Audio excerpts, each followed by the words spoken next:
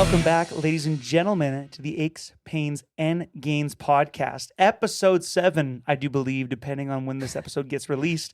And if that's incorrect, I'll probably just cut this part out. But today, keep it in. It's your boy over here, your co-host, Thomas. And over there, I got... Yo, my name is Danny, and I'm also a host. He indeed is, folks. And today, we are joined by our second guest ever on the Aches, Pains, and Gains podcast. Taylor, say hi to everyone. How you doing? Hey, it's going good. How are you guys? Round of applause for our... Also, it's an honor. It's an honor to be on here. Stop it. Yeah, are you a listener, Taylor? I am a listener, avid. He is half of our listener base. I did throw a question last week, and yeah, we didn't get get answered. I did not answer it. It may or may not have been appropriate. It could have gotten us canceled. So we elected not to share it. That's now, true. The reason why Taylor's here, it's not because he's an expert in anything, but... You're right. But Burst City Barbell had a not a steak awards night, banquet. but yeah, we had like an awards banquet, and one of these silent auction items that we put up was a guest spot on the show, and we put one in there, and one of our athletes, Nick, whose last name I don't know, Nick Wall. Yeah, Nick Wall bought it and very kindly just gave it to Taylor because I guess Taylor was talking about how much he wanted to be on. Yeah, I thought that was kind of crazy. How does it feel that he donated that to you? In the moment, I felt bad because I was just. He also did it. Hold on, he also did it in front of everybody. Yeah, yeah. Which is like a power move. Yeah, for real. Yeah, and I thought he wanted it pretty badly, so I wanted him to get it too. Yeah, he was telling me, he was like, "Oh, Downey, I'm gonna get that spot. Yeah, I'm gonna fork out however I'm much willing money. to go 500 Yeah, on it. like me and Derek the whole time were joking around saying we're gonna go together on it. Yeah, and then split it, but I think he took that as us wanting it more. Wow. Well, but if Nick listens to this, we appreciate you, man. I'm Yeah. pretty sure he does listen to it. He does. Because he asked me why we stopped posting on YouTube. And if anyone else is wondering why, it's because we're getting about 3 to 5 views on our hour and a half to 3 hour videos that we're putting up on there. And it took me like about an hour extra just to make the YouTube stuff because I have to make this video and line up the audio and all that, even though there wasn't any like recorded video. It took too long. So that's why we stopped. Would that be diminishing returns or no? That would be something called diminishing returns, I believe. If we ever get bigger, I would maybe consider going back onto YouTube. But yes. Most people don't seek out podcasts on YouTube. It's not really common, at least not our podcast right now. Yeah. Based on the kind of data I collected there. Weren't we just doing shorts? We did do a few shorts, but we have one episode up. That's like the first one and the only one that's ever filmed. Yeah. We you guys only filmed one? 2. A couple of them. Yeah, 2 of them. 2. Okay. Back when we had actual like an actual camera set up. I was not a YouTube viewer. Yeah, I will say that. Fine. Most people, again, even with the camera, like 5 people watched. So, Anyway, the topic du jour, though, Danny, you want to tell people a little bit about this topic? Well, this was the first episode where I was in charge of writing the outline, and as you can solely in charge. Well, yeah, true, fair. Well, today's topic is about recovering from injury and kind of how to bounce back, our personal stories with injury, and how we've navigated that to our performances today, and how that looks training forward. So, Yep. And just to kick off, I think today's podcast, we will kind of tell everyone about how our aches, pains, and gains doing. Why don't we start with Danny, then we'll go to Taylor, and then we'll finish off with myself. How about that? Sure. Danny, how your aches, pains, and gains doing? So this last month has been quite busy with like life outside of the gym. Working a lot in at my other paramedic job, and I can't really train out there. But regardless, I'm still getting in the training when I can. And just last week we started our peak 4 Westerns. Nice. So we're like, what are we, 3 weeks out now or something like that? Yeah. Yeah, and the squat day was like phenomenal. I hit. What did I hit? It was like 275 for a single, and it was like pretty crispy. I was happy with that. We're gonna take more tomorrow. Bench press My elbows and shoulders aren't killing me, and I hit 157.5, Nice. which is only 2.5 kilos more than Jalen, which is insane to me. At what RPE? Well, that was a fucking like a 9, but his was at a 10. So Yeah. So you guys are close. yeah, we're very close. Nice. Yeah, and then deadlifts were shit. Nice, man. Yeah, it was terrible. I Love got home. I got home from Melfort, and I was gonna go train. Thinking, I think I can. Oh, I just gotta work hard. Yeah, just work harder, I just gotta bro. fucking get through it. Yeah, man. Get on the grind. And- Yeah. You got and, soft hands, brother. Yeah, fucking. What did I? 267.5. You were there. It was On your deadlift? Yeah, Oh, wait, you got to 260. Yeah, it was hard. 267.5, and it kicked out in front of me, and I was like, Yeah. 10 RPE. It Got was it. ugly. Got it. But then I was like, okay, we're just gonna call it. None of this is Yeah. productive. Yeah. So Hey, you know, sometimes you got to know when to fold them. Yeah. yeah, man.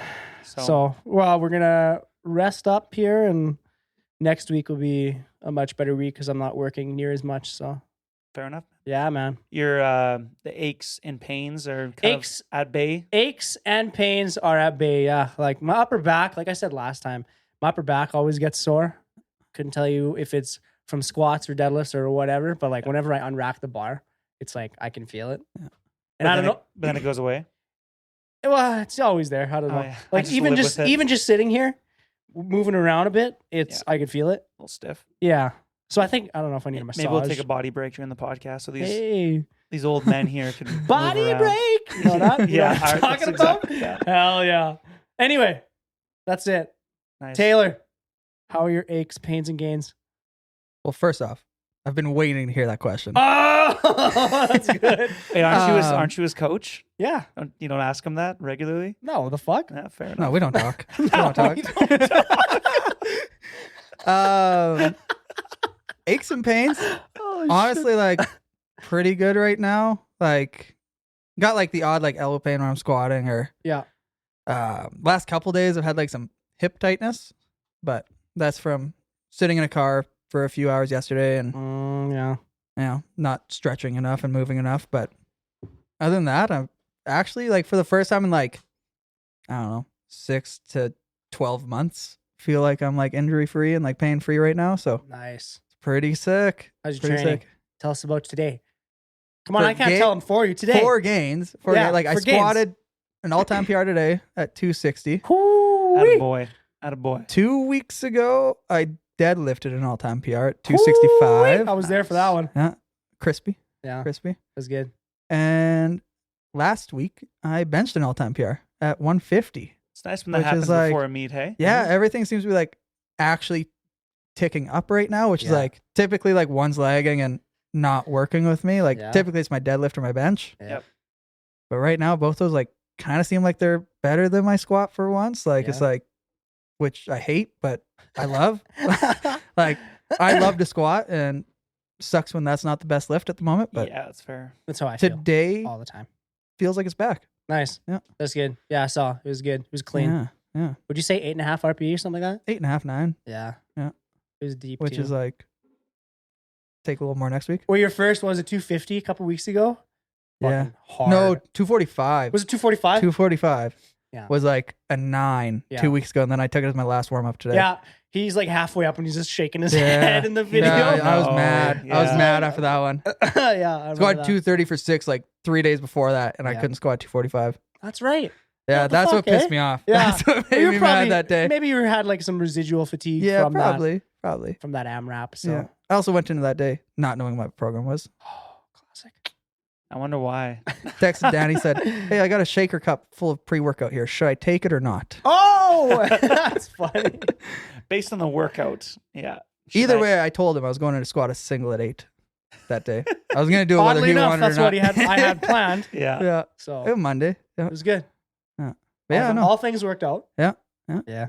And yeah, everything's going the right direction for Westerns here. So Hell yeah, dude. Heck yeah. how about you, Thomas? How are your aches, pains, and gains? How did it feel asking that though? So good. Yeah, I mean, aches, pains, and gains, man. I mean, our last episode 6, they released pretty recently. And if anyone listened to that one, I was talking about potentially dropping out of Westerns and whatnot. And I decided not to do that because Mostly, I can't get a refund on it, and I have to go anyway to watch and coach a little bit. Yeah, that's a big one. So I was like, I might as well go. Yep. I might as well go compete.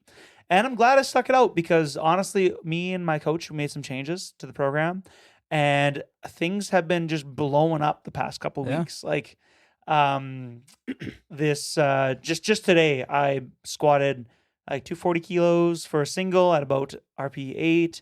I benched 150 for a single. I'd probably say about RP 8.5-ish, and moved pretty good, honestly. And the squats were the ones that were just killing me. And I did on just this last week, I guess, on what would that be? Thursday, I deadlifted 250 for a set of 4, which was pretty crazy. All the strength is like coming out of nowhere. So I've been there for all 3 of those, and they all looked fantastic. Yeah, I was there for none.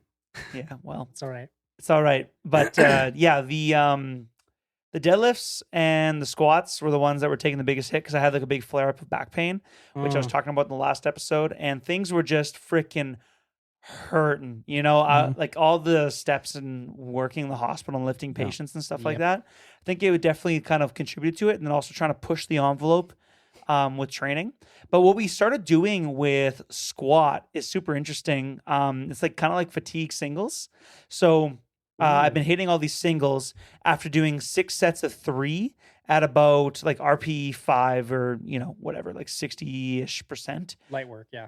Just light triples and just full on just practicing the movement over and over and over again. But it's still heavy enough that you can kind of feel the load. It's not like super, super light. Yeah. And what I find happens is the first set feels like garbage. The second set, it probably still feels like garbage. Third set starts to kind of feel a little bit better. And then the fourth one starts to feel quite a bit better. And then by the fifth one, I'm like, damn, this feels good. And then oftentimes lately on the sixth one, I'll just take a single and move it as fast as I can. And then I can usually just make it fly by that point. You know what I mean? Like the bar could almost leave my back and like hit the ceiling. You know what I mean? Like I'm so amped up and feeling good. Yeah. And then from there, I'll take my warm-ups and the rest of the warm-ups to get up to like an RP 7 single and then an RP 8 single. And yeah, it's been working pretty good as a protocol. I've never done something like this before. I've never prescribed something like this before for an athlete. But the reason why it's working kind of makes sense to me, almost in like, if you give yourself a consistent stimulus, eventually your body will kind of down regulate like that, the input from that stimulus. The example I used at the gym today was how like you can't feel your shirt against your skin most of the time until I just said that. And it's because your nervous system gets used to that sensation. And then, you no longer feel it, right? But even though it's there, right? Like you're not constantly aware of your shirt resting on your skin, right? You know what I'm saying? You look confused, Danny. Well, you said that, and You're thinking about it now. I'm trying to feel my shirt.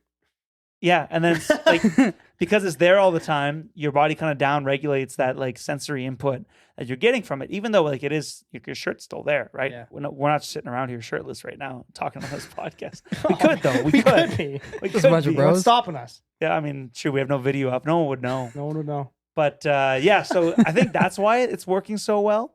So I might have to keep this in my back pocket for future incidences of it hurting and potentially even to use with athletes in the future. Yeah. I've done something like that similar to myself, but it wasn't easy. Like it wasn't an easy 6x3. Yeah. It was like a hard, like it was 4x5 or something. 4x5 at like fucking 17 set. Like it was like a high effort set. Yeah. And then by the time I got to the single, it was hard, like obviously harder than it should have been. Yep. But I was still doing it. And I thought, well, like maybe if I can just like keep hitting this, maybe I'll just get like used to it. No. And then Didn't work for the you? single just dropped off, and I was like, okay, this is dumb. This is tough. Yeah. It's something similar to kind of how Westside used to like a Westside type kind of program, I think, right? I think they used to do kind of fatigue singles. You guys know anything about that? I know don't they fatigue singles, but I knew they do speeds, Yeah. like speed day. I don't know Yeah. if it was Yeah, I don't know if they do like speed work and then end off with like a with single a heavy single. or I don't know something, if they but- did. I don't know. Yeah, I'm not too familiar with the Westside manual or anything. But like there's that. a max effort day and a dynamic Yeah. effort Yeah, day. yeah. That's But all I anywho, know. Anywho, You that's do something different every week. yeah. Yeah, pretty much. I don't know. But yeah, that's me. And Nice, dude. things are going decent. So yeah, let's dive into kind of the topic. Really quick before we get to the Alright, go topic, for it, man. did we talk about the banquet and the results of the banquet? No, we didn't talk about the results. Did we even talk about the banquet last time? No, the banquet hadn't happened yet, I don't think. Okay, well, for those who weren't able to make it there, we did a awards banquet, like we alluded to, where Taylor got this spot on the podcast. Essentially, what we did for this banquet, or sorry, what the banquet was for, was to help raise funds for our athletes and support them financially going to nationals this year and international events this year. And what did we raise? It was like 1,800. It was around $1,800, Yeah, something like that. which yeah. was pretty good. That's good. Yeah, it was good. It was a big turnout. There was around 80, 90 people there. Yeah, you know what was crazy, man, when that was all happening? I just had like a out of body moment experience, if you will, when Yeah. we were up there kind of speaking. Yeah. Because I remember being like a kid and like being at those banquets Yep. as a kid. Yep. I remember. And I was like, wow, now I'm speaking to people Yeah. as the coach. And I was Yeah. like, this is kind of cool. Yeah. Like full circle. There's like a lot of coaches that like, I'd be like, man, if they could see me now, they'd be so proud kind of Yeah, thing. I think so. And then I also had like the thought, like, man, we started in like a garage, like Bridge Yeah. City Bar. Like, I know you've worked out there. Yeah. Like You went one once or- time, right? Yeah, A once. few times in the summer. Yeah, and Yeah. that was like Hot. post Yeah. shred shed Yeah, it wasn't at origin, it wasn't at like the good time. The peak era. Yeah. the No. peak. So If I could go back in time. yeah, Yeah. it was a special place, and it's kind of cool that we started just in a garage with one really ratchety rack Yeah. that was borderline dangerous that Oh, may yeah. have just fallen apart at any given moment, and just a pit crew of people Yeah. working the load up and down, and like all squatting from the same rack height, like no matter how tall you Yeah. were, kind of thing. Did I ever tell you how many people we had in there? The most people we had in there at one time? Was it 10? I think it was like 11. Yeah. 10 or 11, yeah. There was fucking... Yeah, I thought you told me Between about two that, yeah. racks, yeah, Between two racks, That's yeah. still a lot. yeah. There was- But you get to go like it's like one after another. It's a good vibe. oh, it was- probably. Fuck, it was... It was a really good vibe. We wrote down Yeah. everyone's loads, like their top loads, We- on the we had a list. whiteboard. Yeah, Oh, we had really? a list. That's- and Yeah, everything, so you yeah. could just look over at the board and we'd Yeah. like call it out, kind of Yeah. thing. Yeah. That's That was good. sweet. Good time. But like that's where it started, man. And like I don't know, it's super cool that Yeah. that's where we've wound up. And Yeah.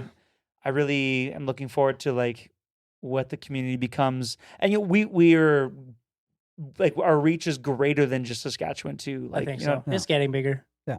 yeah. And like I got an athlete in Ontario and Yeah. whatnot, and it's definitely bigger than just Saskatoon now, Definitely, right? yeah. Which is kind of where it all started. You and like two athletes, Well, my- and then My original plan for BCB was to be the number one like club in the province. Yeah. And like if you wanted to do powerlifting in Saskatchewan, there shouldn't even be another option yeah, other than us. Yeah. Like that's the idea I want people to think. Like Yeah. if you want to Yeah. get into powerlifting, the only choice is Bridge City Barbell. it's like when you think of Kleenex, you think, when you think of tissues, you think Yeah. Kleenex. Yeah, Yeah. exactly. That's Yeah. what I want. Yeah. And I don't know if we're there yet because I You're know like close. there are a lot of there are Yeah. strong Yeah, clubs there's good teams. Yeah. in the province, but I don't think another team has our like community. No.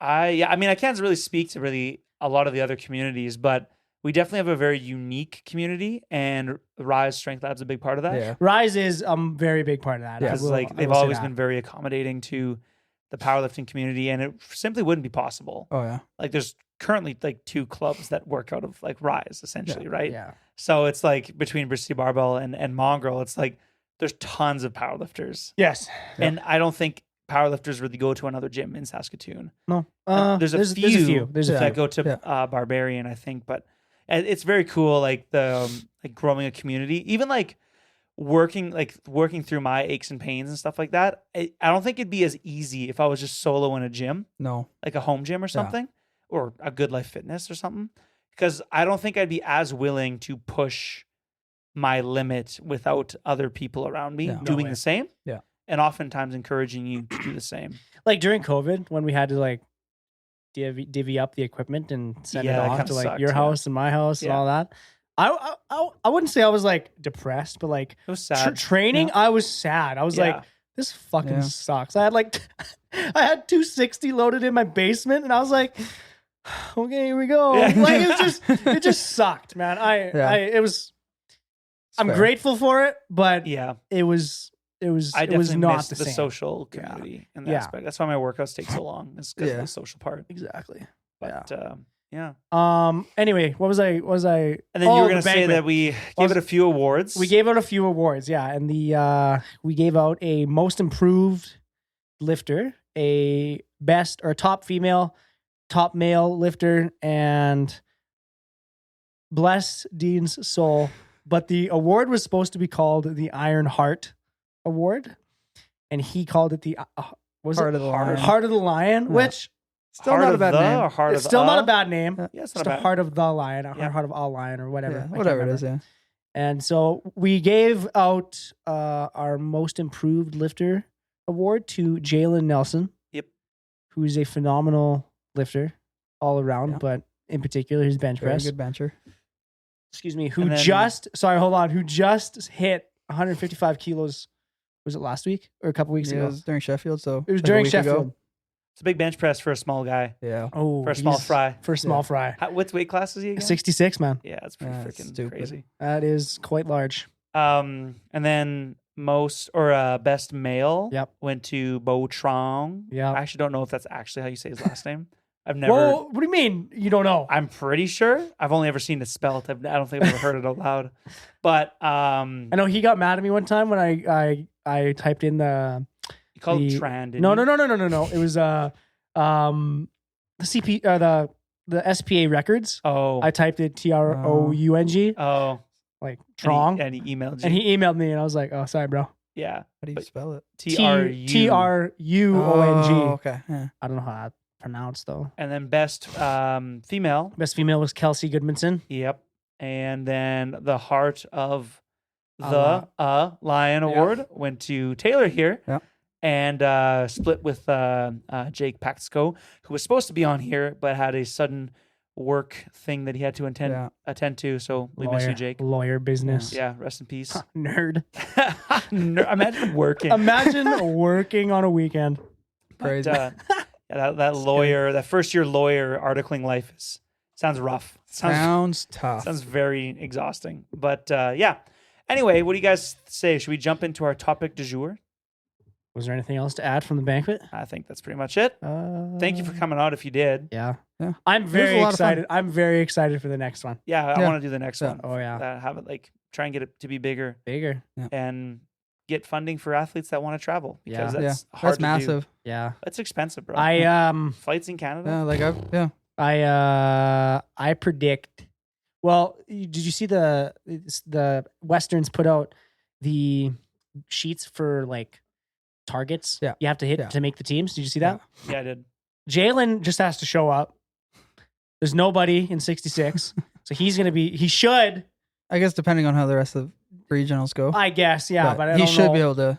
He smoke should be it. able to make the world's team to go to Texas. That's That'd awesome. be sick. Amanda just has to take 100 kilos Yeah, that's to peanuts. make the world team again. Just to get the bar to her chest. Well, right. Tricky part with equipped. Yeah, I know. Bo, where's he at? I have to check. He's strong, but he is going to be going into junior though, because he turns 18 2 days after Westerns. So the year you turn 18 is I thought it was the last year. The year you turn 18 is your last year as a junior, sub-junior, isn't it? Yeah, that could be it. junior's 19 to 23. Yeah. Is it 19? Yeah. I think it's 19. Oh, yeah. Oh, yeah. So he's good. Yeah. Holy He has one- shite. He should be in a contention for a spot to go to Worlds. Yeah, especially if he takes the Yeah. Well, he has the national record. squat. He has the national squat record, I think. Still, maybe I don't know if he still does, but he had the total record. Yeah, I as was well. gonna say. I thought he Yeah, had total. exactly. So that he should be the number one. Yeah. Man, Yeah. fuck it, I'm gonna look it up right now. That's All right, you look crazy. it up.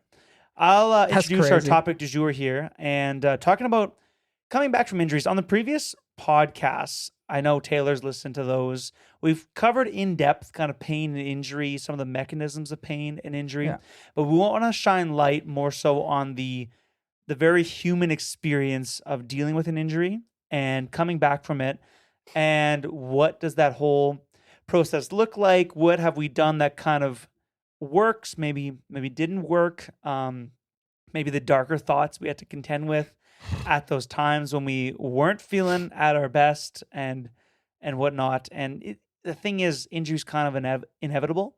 And I think that's kind of one of the missions of Aches, Pains, and Gains, if I can speak for both Danny and myself, and that we do want to shine light on the human experience of experiencing pain and injury and almost normalizing it. Like, you don't just have to tough everything out. And if you can't tough everything out, then you're not going to cut it. It's just, that's not how the world works, man. It's not how athletes function 100% of the time. Yeah. There are times for sure where you can push and you can push through certain things, but there are times as well to pull back. And I think it's important to like give yourself permission to do so and know when to fold them, right? Yeah. So let me ask you, Taylor. Yeah. What was your most recent injury? And maybe take us through a bit of a timeline of what that looked like for you. Yeah, I guess like my back has been a problem was a problem since like April 2023, which is when I first heard it. I heard it at work lifting a treadmill because I used to deliver gym equipment essentially. How heavy was the treadmill? Probably pushing around 500-600 pounds. Yeah, it was respectable. For two of us to lift into a truck, it's not easy when the other guy isn't very strong. Hold on. How can you do that kind of job and like not lift? I don't. Yeah, it's actually like I've crazy. heard stories. Yeah. I've heard stories of like, 'cause there's you and there's you, and then there's a couple other athletes that I've coached that like were moving. Yeah. And the other guys just like, Bro, they just like they can't do it, but they do it somehow. Yeah.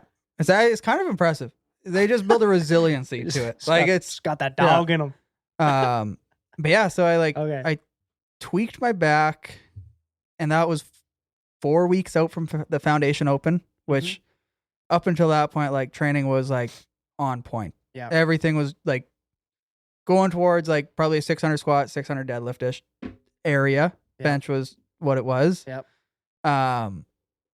And it kind of just put a whole stop on pushing weight. But like I was close enough to the meet where it was just like, okay, let's just get what we can, keep pushing what we can, and get into it. And after that, go to Westerns, which was the goal.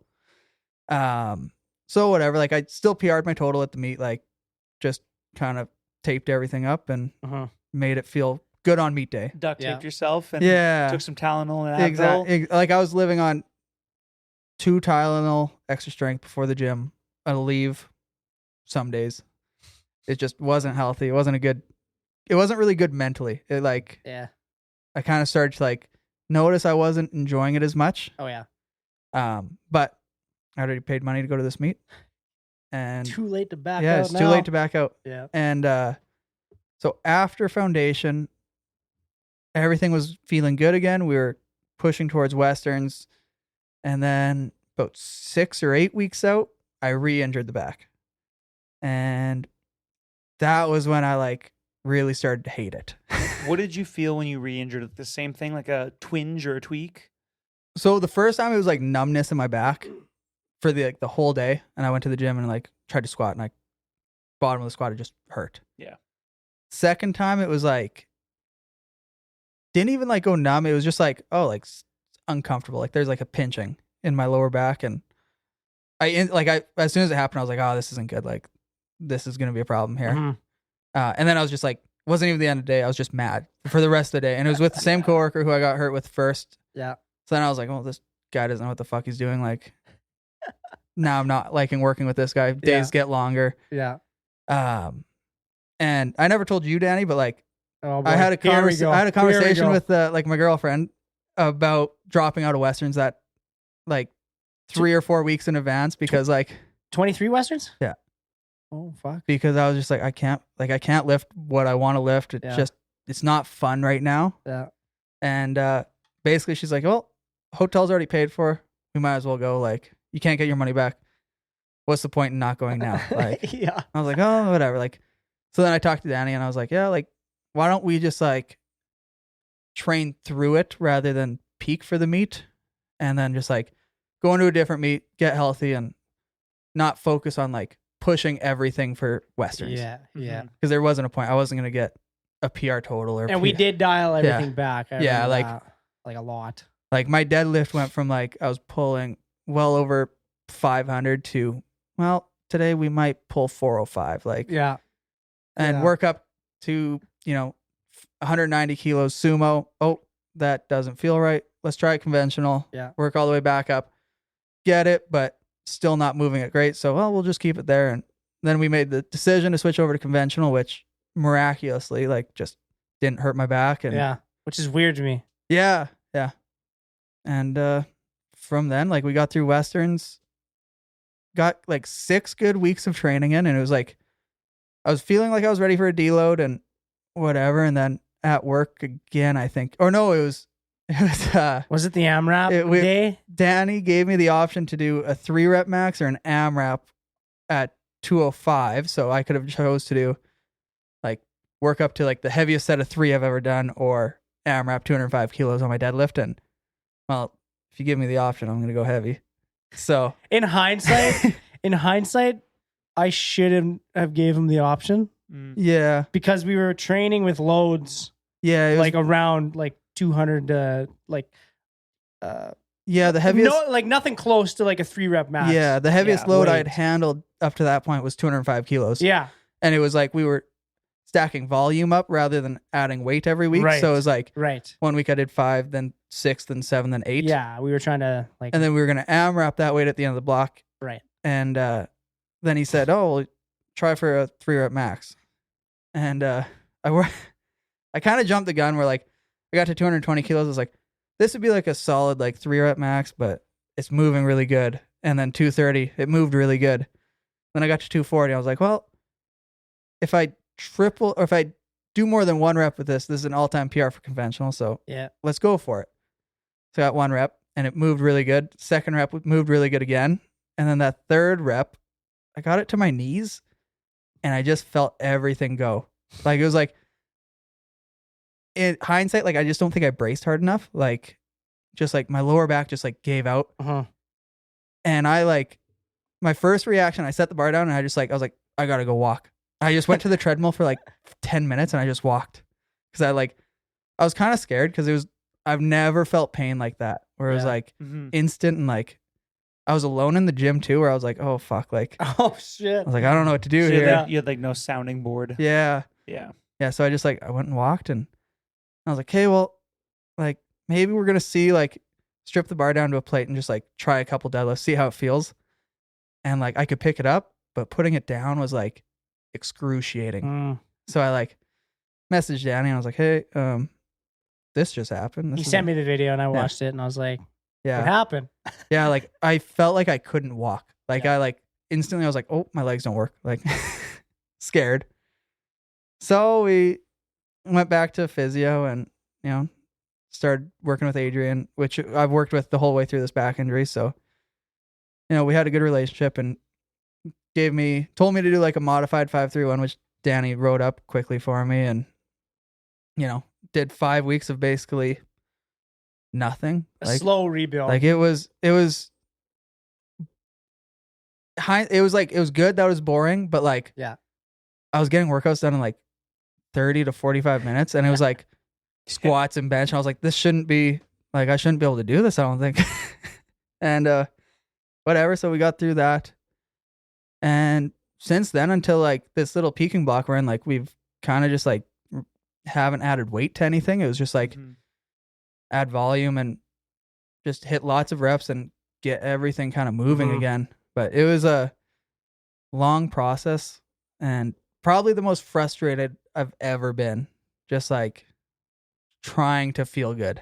Yeah. We there's something you said in there that you guys swapped to, was it conventional there Yeah, for a bit? yeah. Yep. And you're typically a sumo Yeah. puller, right? Yeah. So yeah, and then that felt fine, right? Yeah. So there's something to be said about, we've talked about this before, but changing the just the movement and swapping them out for each other, going from like a low bar to a high bar squat or a sumo to conventional. It's because you can get so sensitive and hypersensitized to like a certain stimulus. And so your body just develops this really like protective response almost, Yeah. where like it will just create more pain than like Yeah. is useful to you. Yeah. And if you keep kind of hitting it over the head, it's going to get more sensitive, right? Yeah. Like, if you took a spot on your skin and you kept flicking it, or I was flicking it on you, right? Yeah. Like, eventually that skin is going to get really, really sensitive. It's funny, we were talking about this in the gym today too, but if anyone's out there that has had a tattoo, you will notice that at the start, it is immensely painful. Well, I mean, like, it's not that bad. It depends where you get it, but it hurts. And then it starts to hurt less. And depending on how long you have that tattoo going for, after a few hours, I at least personally, I remember like my pain tolerance was just drastically falling off, and I was getting like internally angry at the tattoo artist. I was like, you've shaded that spot already. Why are you going back over there? You know what I mean? Like that's happening because you become so sensitive to it because that, you become desensitized, and then you just keep getting like hypersensitized almost to it. Right. Yeah. So I think the same thing kind of happens with any other part of your body and the nervous system. Right. So just swapping out movements, that's another great example of something that you can do to, kind of assist in recovery from an injury. There is another thing I wanted to ask. The moment after the injury, going up to the next time that you went to deadlift, how did you feel like coming into the gym to deadlift before you even started loading the bar? Like after that, like last injury where it was like, yeah. nervous. Like it was, and like even Danny, like a few weeks ago, I was supposed to AMRAP a deadlift at like 10 kilos less than what I did in the injury. Mm-hmm. And I was a freaking wreck. Like you were stressed AF. Yeah. I didn't even do it because I was like, I don't want to do 6 reps at this heavy a weight because I was just nervous. I was like keeping me up at night. Like I was.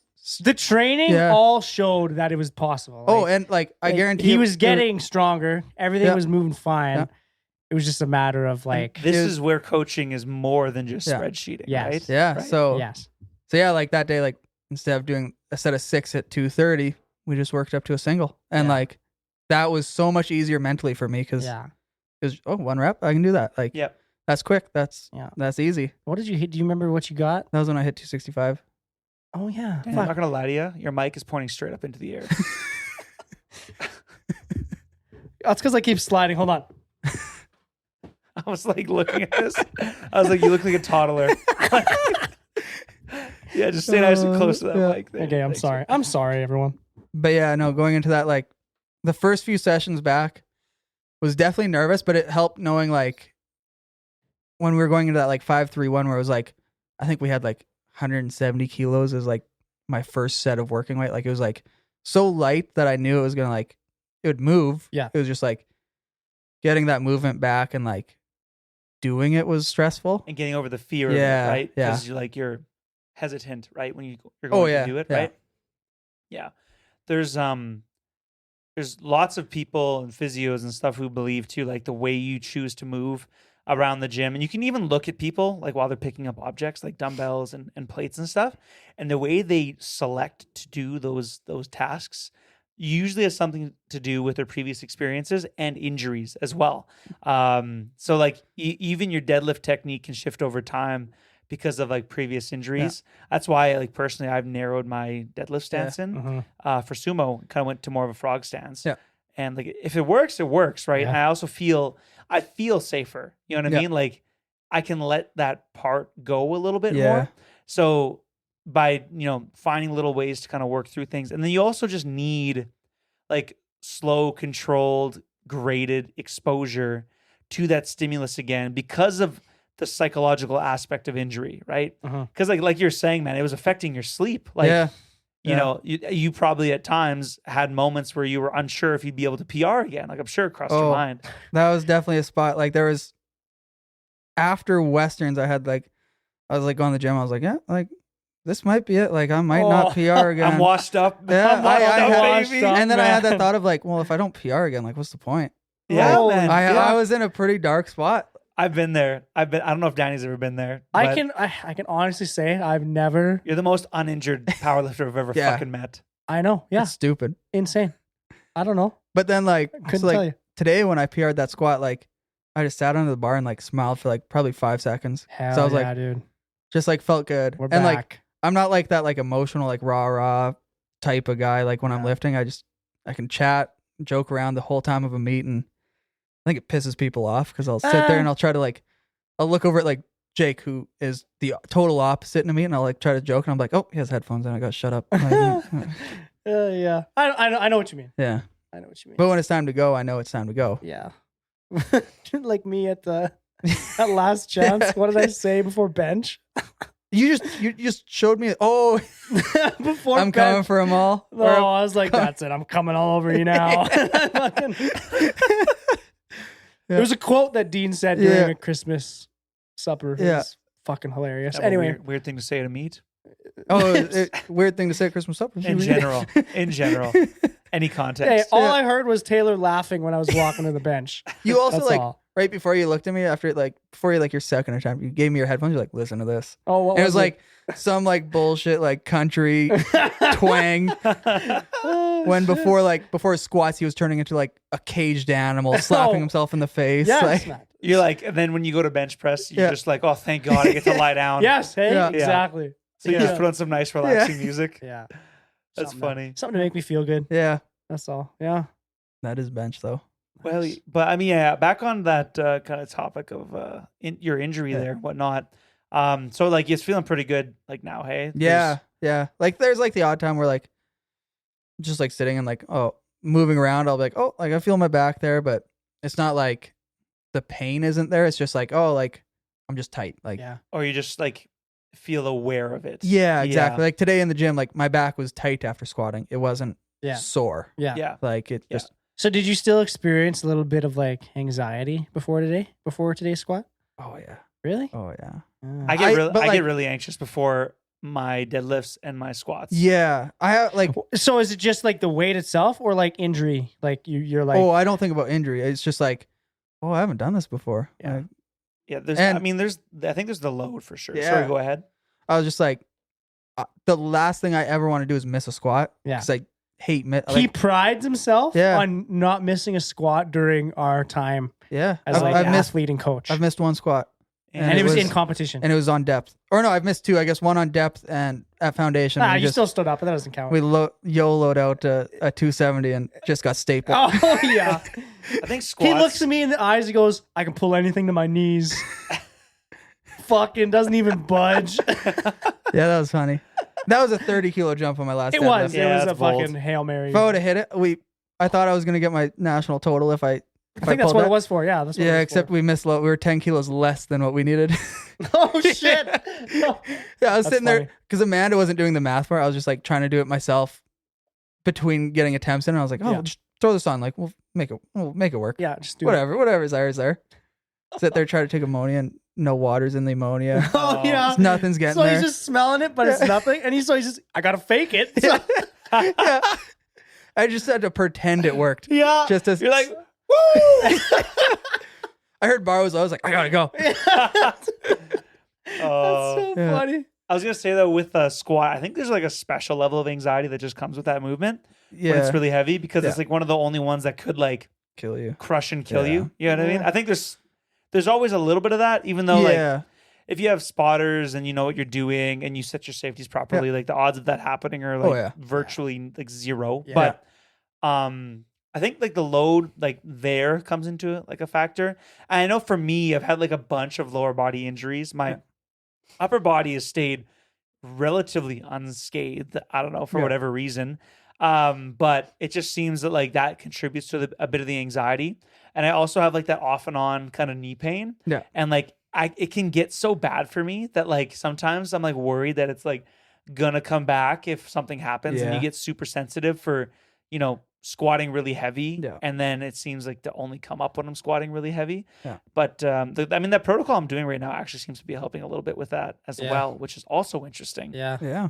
But and then I don't know, for me, I think another aspect on all the lifts actually though is every time you go to take a big lift, you have to face your ego like head on, right?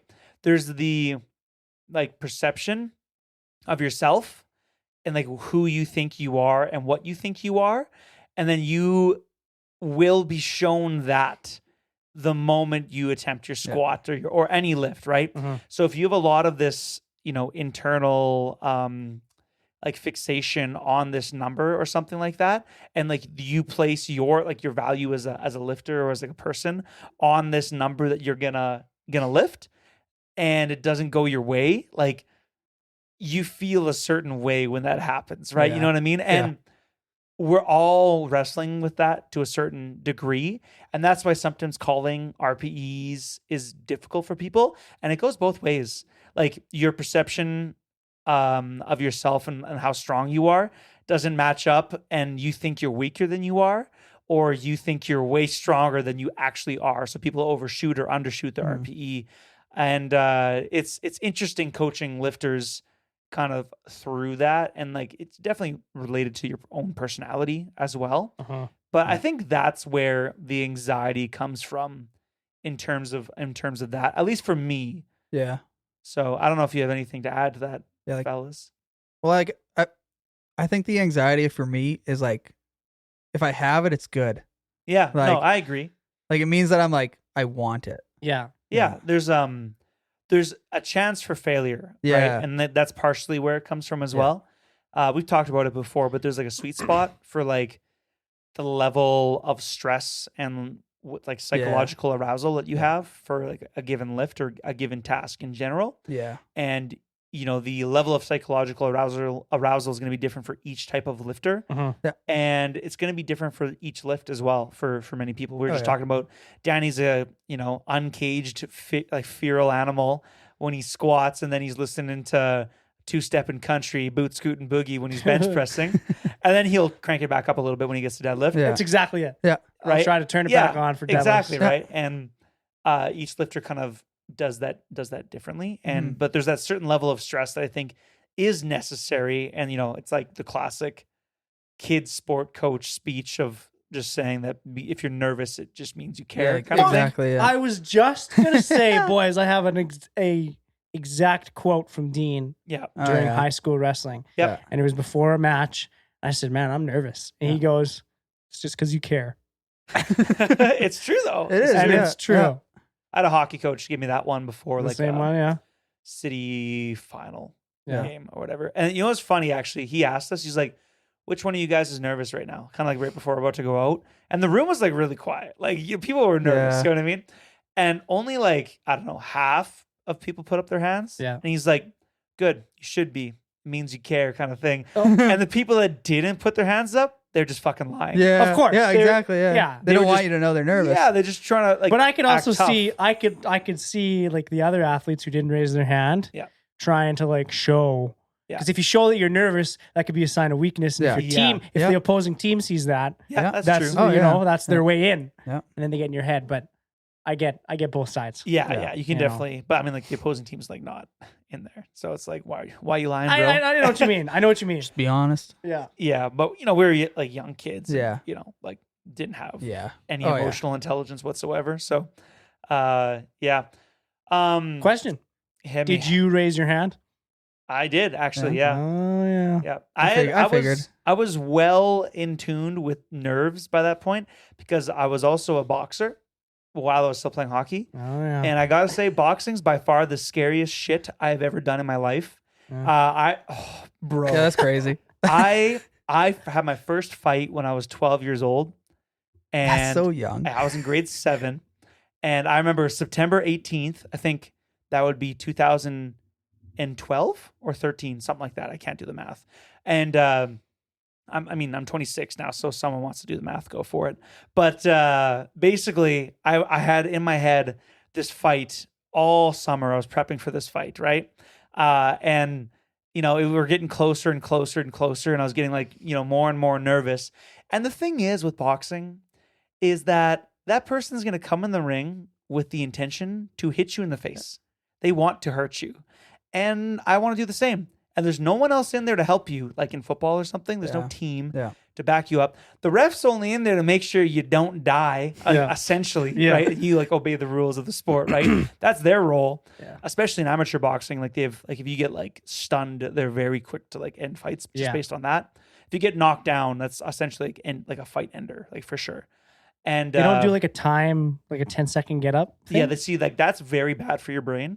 Well, of course, I know, but you Yeah. got headgear on and stuff. Headgear does not help whatsoever. I don't know. Well, think of it. All headgear actually does is prevent you from getting cut.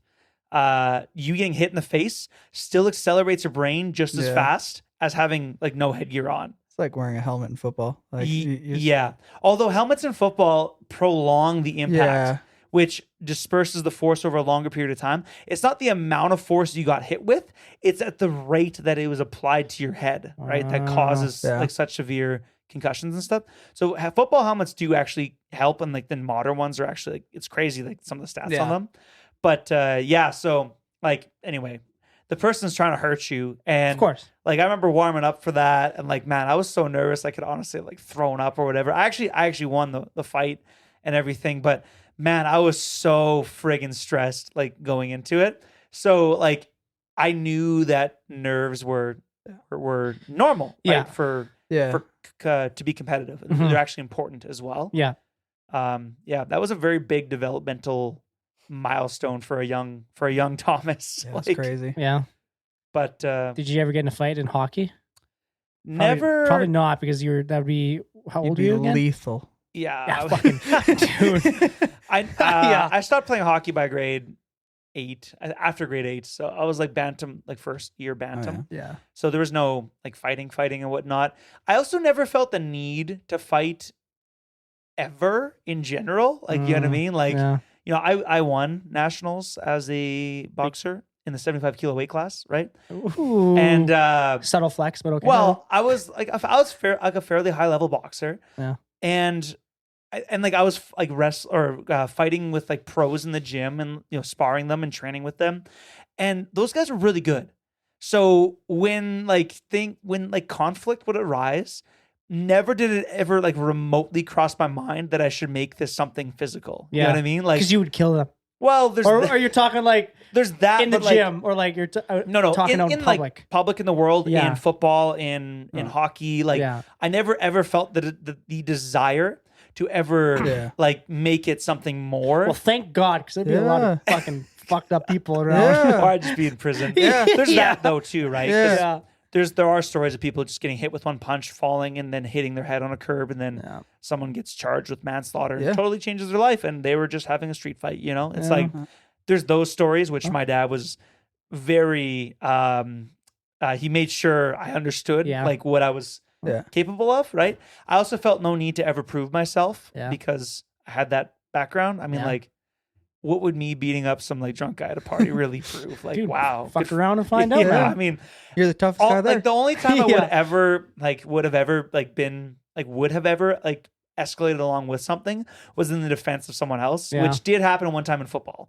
But we had a full line brawl with Bethlehem High School. Oh shit! Yeah, I never told you that story. No. Yeah, it was. Was it after? When was this? What grade? I think I was grade 11. Yeah, so you were out of high school by then. But yeah, all that basically happened was like we were stomping this team. Like we had the thirds in, like, you know, like the third strings, like, and like that's what you're supposed to do. That's like the gentlemanly thing to do.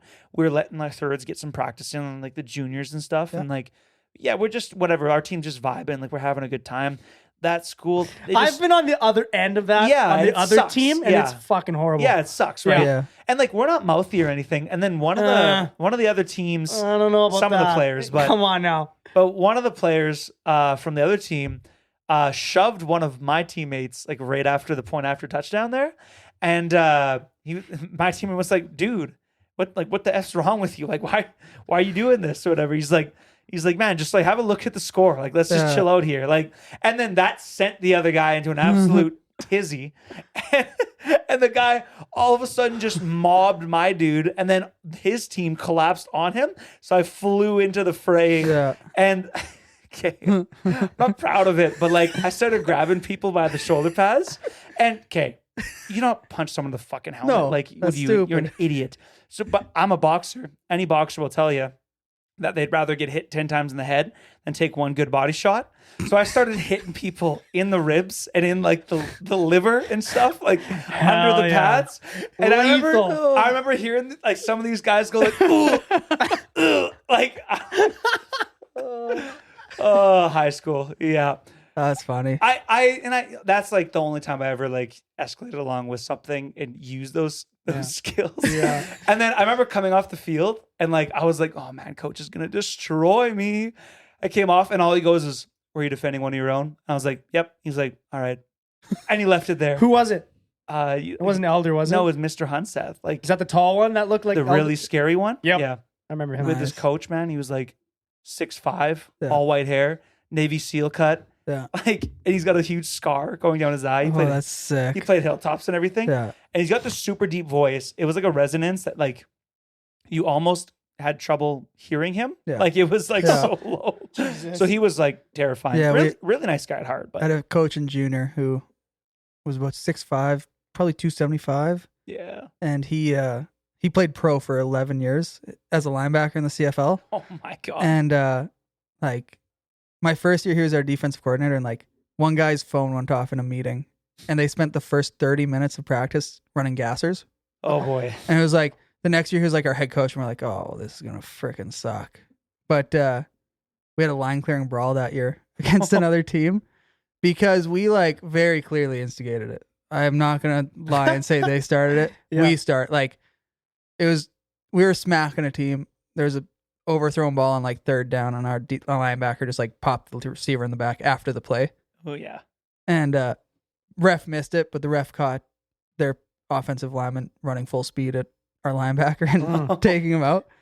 And then it was just like one guy after another, and 3 of the other team's players got kicked out of our league because of it. Oh my Oh, God. One guy ran across the field and drop kicked one of our players. Like double foot. Yeah. Oh my Let's God. go. The kick move. It was actually crazy. One guy swung his helmet, and like it was like people deserved to get kicked out of the Why league. would you but take like, your helmet off? well, it's a weapon. Yeah, but then you're Yeah. you're open. Oh, I know. It was crazy. Crazy. And then Wow. like after the game we won, and like we were at their field, and then we did like after we won games, like we would go to center field and like jump up and down, chant our like Raiders. Yeah. And so we did that. And like one of their coaches came after us and like tried to fight another one of our coaches. Oh my Yeah. God. It was No actually way. like one of the craziest like games I've ever been a part No of. way. Yeah. That's crazy. Just a bloodbath. Dude, just It was get him out of here. And it like it was the only other team like on Vancouver Island. So like Yeah. we had the island rivalry on top of Yeah. everything. Oh, So yeah. it runs So, like, deep. And like our team record against them at that time was like 20-1. Oof. Like we like historically stomped these guys. Yeah. And it was just hilarious. Wow. Damn. Yeah. Oh my God, that was a big tangent, hey? Yeah. Dude, it's all right. I don't even remember what we were talking about. We were talking about injuries. And yeah. If you're nervous, Drop. it's good. Yeah, that's right. so in the end, if you're nervous, It means you good. care. It means you care. Nice. Exactly. Exactly. So Danny, Yeah. when an athlete comes to you and they're like, I broke my back, what goes through your head first? Well, I'll use Taylor as an example because this is what happened. Like I said before, I gave him the option to like training was going good, like everything was Yeah. feeling fine, everything was looking good, and we were, primarily training like with lower volume, lower weights, higher volume, and you sent me like 220 and you were like, shit's going. And I was Yeah. like, yeah, go for it. Yeah. And I was upset with myself because I gave him that option, and it's not that you took the option. Yeah. I would have took the option too. Yeah, no. And when he hurt himself, I was like, oh, you fucking idiot. Like me talking to myself. I was like, fuck, why did you let him do that? No, that's not what you put in your check-in to Taylor. Danny, I really hurt my back. You fucking idiot. Yeah. Yeah. So like I knew what happened. I figured I had an understanding of why. Cause he, Too much too soon. yeah, too much quickly. too Yeah. quickly. Like it all made sense in my head. And then he went to Adrian and Adrian kind of gave us a guided plan Yep. to get us back in action. And we adjusted training accordingly. With what I remember, we really just changed up squats and deadlifts Yeah, my because bench, we pushed bench yeah. press because Yeah. you could still bench press Yeah. without any pain free. with pain free, and so we hit like some pretty good numbers Yeah, during that 5 weeks. Yeah. While we were kind of rebuilding the squat and that was like deadlift. keeping me sane. Was Yeah. just like I could push bench. Yeah, and you were hitting like numbers that you haven't hit Yeah. before. So I was like, okay, at least we got this going. So that's good for his mental while we rebuild his physical. And then that one day you told me you were nervous about the AMRAP. And I said, well, then let's just do a single, hit 1 rep. That should be fine. And then we ended up hitting an all-time PR. Yeah. Which, again, in hindsight, might have been too much too quickly, but Yeah, but I mean, even like then, at least like I'd like handled a little bit of weight at that point too in the Yes. pro. Like yeah, that's it wasn't true. like I was like it wasn't straight volume that we were doing at That's that right. point. That's It was right. A little bit more strength focused. Yeah. So like the biggest thing I found was like we have a really good relationship, like athlete coach relationship, and Some might say the best. some might say the best, but me and Jalen are pretty I know. good too. I know. Me and Jalen are Jealous pretty athletes good. Yeah. listen to this. Yeah, it happens. So like he was really good with communicating his needs essentially, and I think I did a good job of meeting those in terms of like programming, and while still kind of pushing my agenda to like get us back to like normal training, you know. So Do you think that your guys' like coach athlete relationship is stronger, or maybe because of it, Well, yeah, because of it. But yeah, I'll make it a two-parter then. yeah. Because of this experience and going through it together, and also because he was effective at communicating with you. So I think when an athlete gets injured, their true colors show, you know, and they either hit the It's like when you put stress on a system, the faults tend to show. yes, Yeah. exactly, and like he was upset, which made sense, and he was able to like still show up to training, and it's not like he just like, oh, I can't hit what I want to hit, I'm not going to go kind of thing. What's the point? You were Just- still willing to go show up, hit what you could, even if it was 120, 170 kilos or whatever it was, like way less than what it should have been. You were still able to go in, put in some work. Yeah. Like we say, what do you say? One is better than none. One set's better than no sets. One set's right? better than no set. And so I think that just showed me his character and his like his development as an athlete. Yep. I knew you were already an athlete before. Yeah. Like with football and all that, and your fucking wild story you just told us. But you know, it's about the development and how you what did I say in the documentary? Resiliency to oh boy. Resiliency, I don't know, to like adversity or something. But Yeah, that's what it is. But that's a good point. yeah. Building, then, we're not just strength coaches, right? No. Like there's other things that happen that you cannot put in the spreadsheet. Like, Exactly. you couldn't have programmed that development Yeah, for Taylor as an athlete. Yeah. And I think, like, I mean, I don't know if I can do it. It ultimately comes down to you and your choices. You know, like, You can't coach it. Like No. you can guide people, Yeah. Yeah. I think, but like how they're going to respond is going to be that they're going to respond, and who they are and what level of emotional development they have as a person, like is going to, I think, highly influence how the interaction is going to go. And you can definitely learn from each other and like grow, right, as well.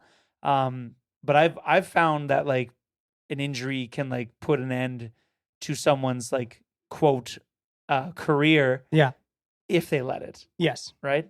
if you let it. Yeah. That's right. Now, do I think that it made our like relationship stronger?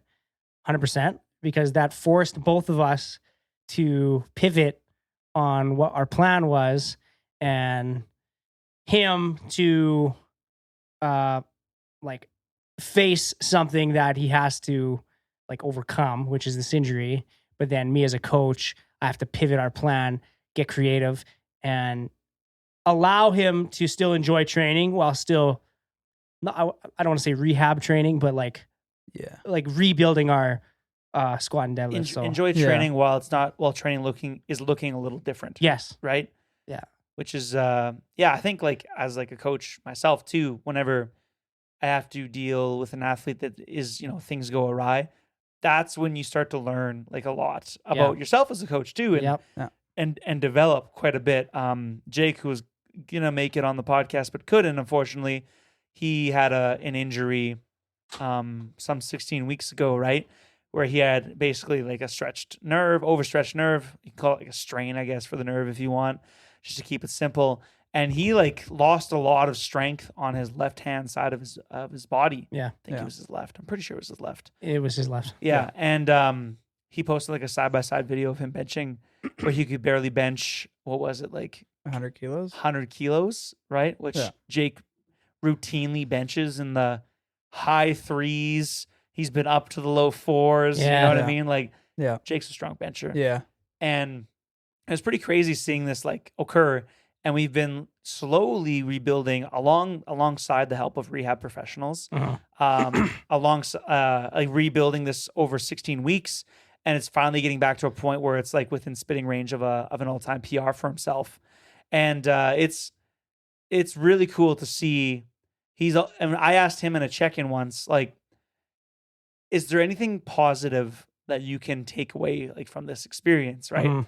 And I remember him saying that at first, when I first asked that question, he was like, no, there's like nothing that like, because you're just, Yeah. but he took a few days to think about it. Yeah. Yeah. But he was like, initially when you're injured, you're kind of in a dark place, right? And then eventually he was kind of like, actually in hindsight, I am, kind of in a way it opened up doors to other things to focus on, you know what I mean, too. And he was also getting like really busy with working, adjusting to this new life as a lawyer. So he was, adapting to that at the same time. So kind of made some room for that in his life as well, because training wasn't taking so much of his time because his workouts were significantly shorter because the injury affected essentially all three lifts. Yeah. Squat to a lesser extent, I would say, kind of stayed similarly, but like definitely his lat in the Left side. deadlift Yeah. on the left side, and then especially his tricep and the lat for his bench press, right? So it's interesting. So what was he doing when it happened? He was getting out of bed in the morning. Yeah, Really? Yeah. Rolling out of bed. That's crazy, hey? shit happens, bro. Lethal. Yeah, lethal. Yeah. Careful. If you think to yourself right now, and you remember what the THX sound is at the start of a movie, Yeah. gotta be careful how you get out of bed. That's funny. I saw a meme. It was like, if you know what this picture sounds like, and it was the THX symbol, you should spend more than 5 minutes warming up. Yeah. But it was man, shit happens, right? Like, I don't know. How many times have you deadlifted in your life, and this one time that you go to do an AMRAP, you're like, holy shit, my back, right? Like, it's not even a thought when you're doing it. yeah, Like, exactly. Yeah. And then all of a sudden it is a thought every time you go to deadlift after that, right? well, I'm not going to I think about that a lot when I'm deadlifting now. Yep. Like if I'm doing any sort of reps, it's not like present in my mind, but like I definitely feel my back more in a deadlift Do you now. think that the injury almost forces you to like take your time setting up more and making sure you're braced 100% before each rep? Yeah. Because now I can there are times when I'm like taking reps on deadlifts where I'm like, oh yeah, that one wasn't as braced. Like I need to slow down and take my time. That's good. Yeah. Even today in the gym, you like pulled 170. Yeah. And you're like, that felt horrible. Yeah. And then what was some of the injury stuff in the back of your mind during that? Yeah. It was because my back was tight. And I was like, oh, I could think from squats? Yeah, I think so. And it was just when I bent over to grab the bar, I was like, oh, that's just not comfortable. Yeah. It's not great. And I just I picked it up and it felt like it just moved like shit. Yeah. And so I was like, oh, fuck this, I'm done. I was about to stop and Thomas was like, no, just go take it again. My man. That's good advice. Yeah, it was good. Take it again. And I took it again. Then I jumped up. It moved good enough. So I jumped up to 4 reds and I took it for a few sets of 3 and it was fine. So you went from 170 feeling like shit to getting 4 sets of 3 at 220. 3 sets of 3. 3 sets of 3 at 220. Just because he took another Just 'cause he took another go one, at the eh? warm-up. Yeah. It was just Wow, like, man. and I think that was just like definitely like a mental battle that I think just so had too. to. That's Yeah. what it is, man. Yeah. That's you got to like kind of convince yourself Yeah. that like, hey, you are okay. You know what I actually find, man. I used to actually laugh at this term, but like positive affirmations and things Yeah. like that. Yeah.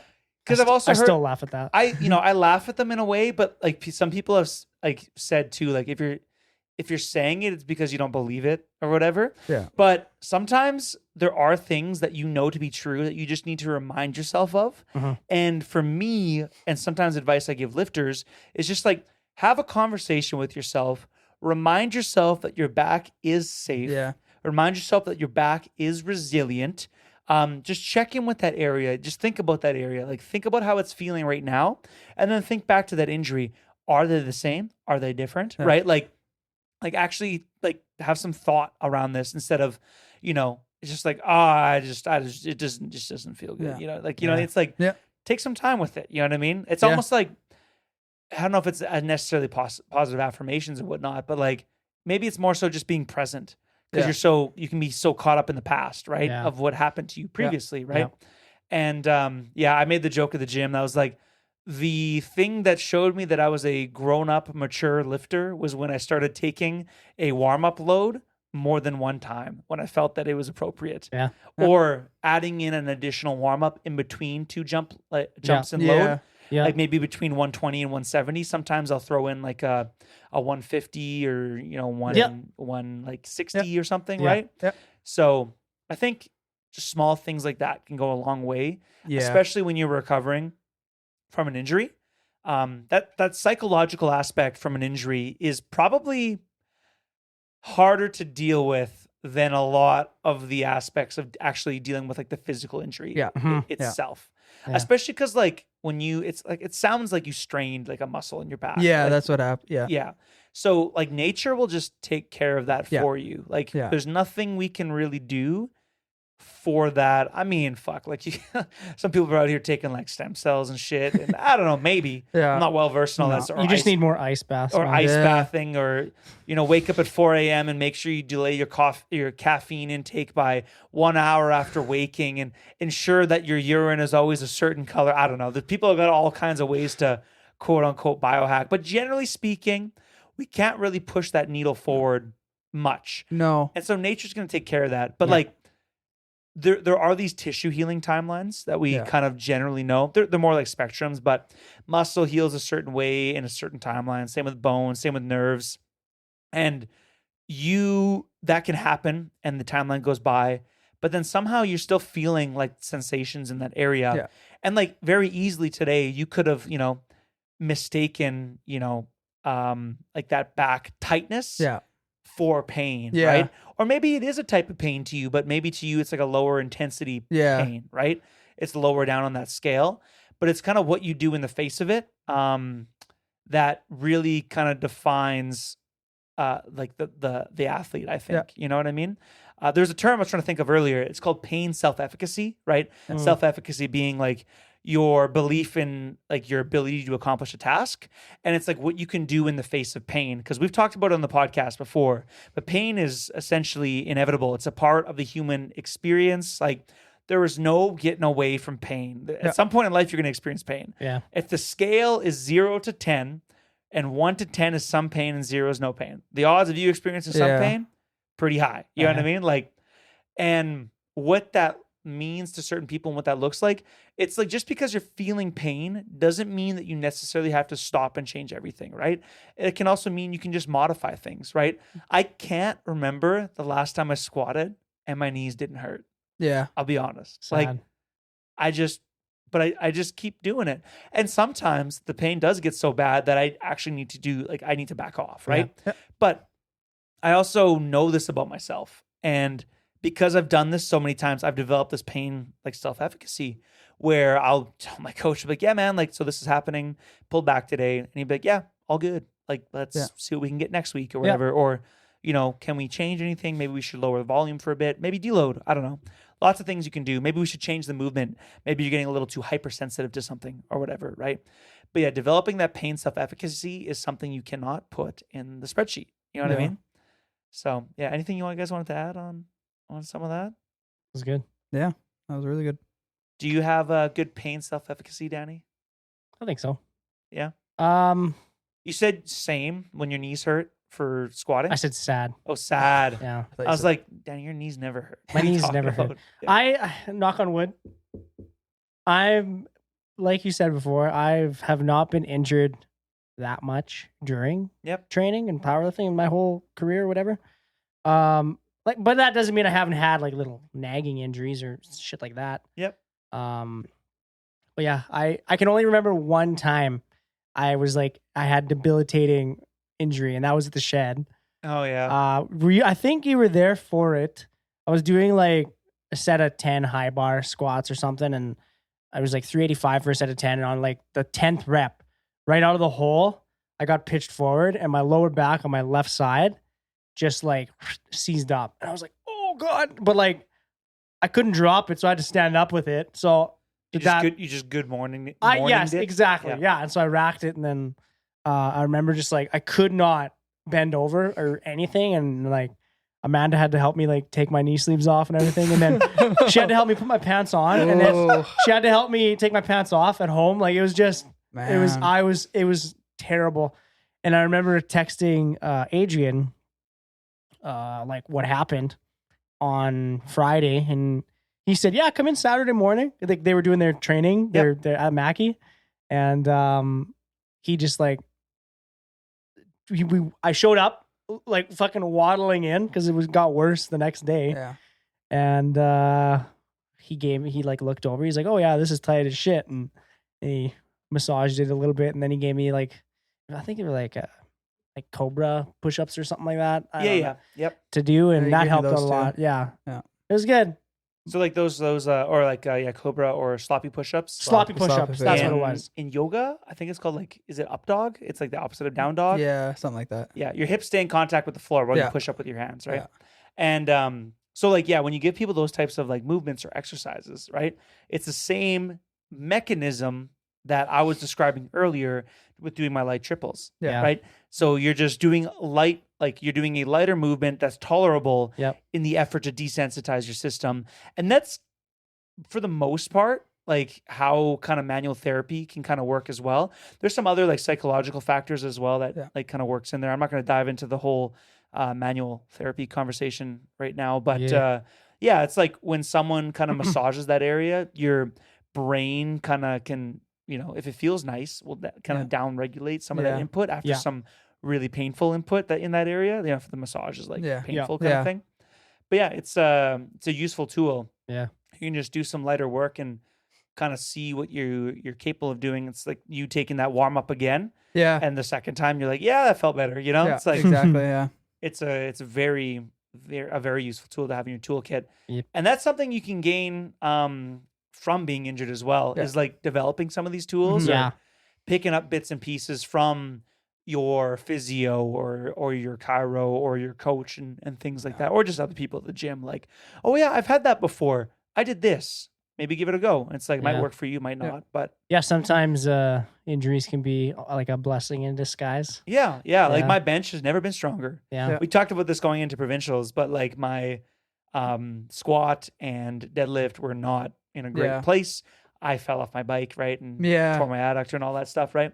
And so it could not have really gone worse in training. Yeah. But my bench, though, Damn. sheesh. Yeah. Fucking gigantic PR. Yeah. It's like 20 pounds or whatever. It just 10 kilo PR. Yeah. just that's around there, massive. which is hard to come by. Yeah. That never once happens. You've been lifting for whatever 10, 12 years. So yeah, it's when one door closes, another one can definitely open. Yeah. Definitely kind of more on that like philosophical side Yeah. Absolutely. of the injury experience. I was gonna ask you to, like, did you ever feel, Taylor, what would it be, like kind of hesitancy admitting to Danny that you were like not enjoy? I mean, you Hold didn't on. hold up. You didn't Hold actually on. tell him. You didn't No. actually tell him. No, hold on. There's so much he doesn't tell me about mean, training. That's fair. There are certain things I don't tell you. Like what was it? You said you were hitting, was it singles or AMRAPs after? So very early into the training with Danny. We were in a volume block and we ended with an AMRAP. And Danny always gives you pre-exhaustion work. Yeah, I want to do like 2 sets or Never whatever. lets you just let loose. And then the AMRAP, because I want to see what you can do, somewhat fatigued, but also those 2 sets prior, potentiate your AMRAP. Yeah. You get used to you get acclimatized to the There's some weight. real muscle physiology. You know what I'm saying? Yep. Yeah. So I'm not crazy for it. No. And like, after being like doing it for long enough, I understand why you do it. So it's like a 405 AMRAP on my squat, and it was 3 sets of 4 before. And I hit 1 set of 4, and I was like, kind of moved like shit. I'm just going to do it. Like, yeah, it's just fucking. I'm going to hit the AMRAP now. Okay. I got 11 reps, and you're like, great, whatever. Yeah. And then bench, I think I had like a 3x3 or something beforehand. I didn't even do the 3x. I just went right. I just got warmed up to the weight, and I was like, squats didn't go great. I'm just going to go. So I did it. Deadlift after that, and I think I did one of the pre-exhaustion sets and just went after it. Nice. But I didn't tell him for almost a full year. A full year. Until we were doing AMRAPs again in programming, and I was like actually doing the pre-exhaustion work. I was like, oh, it makes sense. Like I understand why you're doing this. That's funny. Anyway, yeah. Sorry. I mean, I've had athletes just like not do what's in the program, and they don't tell me because they're not doing what's in the program, and they feel a little bit of shame around that. Yeah. But I usually encourage people to tell me what they did regardless, because I mean, maybe it's like a form of communication. Because I don't know, maybe then you're like, I would actually just prefer to do the AMRAP ahead of time. You know what I mean? And then Danny could have been like, well, actually, here's my thinking on it. Yeah. What, and then you get some of that back and forth. Yeah. Right. I think it was also like I was new enough with him where like we didn't have that the relationship rapport. yet. That's fair. Like, That's it was totally like, fair. Like there was times when I was like, I don't feel like I should message him about this. Yeah, like, this you're seems like, it's a waste like of his time. You're like, fuck Danny. Don't waste my fucking time. Yeah, Are you exactly, kidding me? yeah. Jesus. I've also had people just like share, frankly, like Everything? everything, or maybe way too much of stuff that maybe isn't super useful to me. You know what I mean? Like, like having too much fun in the sheets or something like that, like the night before. And I'm like, man, honestly, I don't give much of a shit. Yeah. Also, But hey, good for you. bro, like, listen, I don't know what you're doing, and there's many ways to execute such a task for sure. But like, I just don't see a world where that has a significant impact on your top single at 7. I don't know, man. I don't know. Some Like, wild monkey you might sex. be sore. You might be sore, but like, Oh, that's I funny. don't get it. Like that stuff getting shared with me. I'm like, frankly, I don't know if I really need to know that. You know what I mean? Like, you could have been like, I was a little sore coming to this workout. Yeah. Cool. Yeah. Well, life happens. Why? People get sore. Yeah. You know? Yeah. Fair enough. You trained 4 times this week. I bet you do feel sore at some point in time. But yeah, I think like something that happens too over time with athletes is like refining that relationship. And I was gonna ask though, did you feel like any kind of shame or hesitancy when it came to like admitting to Danny that you were like scared to like do these things, or that you were thinking of dropping out of Westerns and think, because you didn't tell Danny at the Yeah, time. tell me. No. Will So you ever, like a open it little up? bit. Like Yeah, he's not super welcoming. Hey, Cards all on the table. Danny used to be my coach, and I left him too. Yeah. So well, like you remember when I was squatting going into Westerns and I couldn't hit depth. Yep. And I couldn't, like, I don't know why I never said it, but like it was like I had pain when I hit depth. Oh So I my just, like- fucking God. It was all back to like that injury. And I'm telling him, Yeah. just fucking go deeper, man. Yeah. And I was just like, and it was like I was trying to get there, and it was just like once I got to a certain point in the squat, it was just like, oh, there's my back. Like Yeah. the It's- whole yeah, time, yeah. he's like, just go deeper. Yeah. And he's just like, Taylor's like, okay. I'm trying. I'm squatting a mile high, knowing I'm like everything sucks. Like I'm gonna bomb out of this freaking meet. Like this sucks. Oh, man. And then it was just like slight changes, and Yeah. all of a Yeah. sudden I could hit, like, just widening my stance in that injury. Just I could hit depth all of a sudden. Well, Yeah. kind of You didn't. Borderline. Borderline. borderline. 2-1, whatever. But yeah, no, it was just like I didn't really want to. And I think it was also So- me not wanting to admit I was hurting Hurt. more than and I that was. makes it real Yeah. when you're going into Yeah. the meet. Yeah. It was like if I tell you, then it's like, oh, now it's a thing. and it's like, will he make me stop doing these things? Like I don't want to stop doing this, but I should. Like it was, Yeah. So is that like you didn't want to tell me because of like, was it like, is it my personality that like, am I scary or No, God, no. You're a little teddy bear. Oh shit. I don't find you scary. No. Well, I hope not. I don't try to be. I could see like how like people in the gym might be like, oh, he looks very serious and like Danny has a little bit of RBF. For sure. yeah. RBF. What is it? Hold on. What does that stand for? You tell him, Taylor. Resting bitch face. Oh shit, do I? A little bit, yeah. You can look very it depends. intimidating to like I could imagine like Maybe a more new so serious. yeah, a new Yeah. person in the gym like be like, oh, I don't want to go talk to this guy about powerlifting because he looks really into what he's doing. Good. Don't talk to me. I miss when powerlifting wasn't open to everyone. Yeah. It was an exclusive group. That's a crazy thing to say. I was like, fuck. I was like, am I with the wrong company? Like, That's funny. Oh no, no, dude, I'm just kidding. we're I'm yeah. just kidding. We're great. quite open. Yeah. Yes. No, and like since getting to know you, like even both of you, it's just like it's the most open people you can talk to. Yes, man. Yeah. We try to be. I'm a textbook. I think there's probably something baked in there too. I think like if you are a male that was raised in like a societal stereotypical way of being male, you're not taught to be emotionally vulnerable. It's something you come across later in life, or you just frankly don't come across it at all. Yeah. I have definitely met people like that. So when it comes to like being vulnerable, it's like very, very difficult Yeah. for like I would say disproportionately for males. There's definitely some female athletes that I've coached that feel that way as well. Like it's not just, Yeah. one versus the other kind of thing. It's definitely more, I think, your environment that you came up in, maybe past relationships you've had and things of that nature.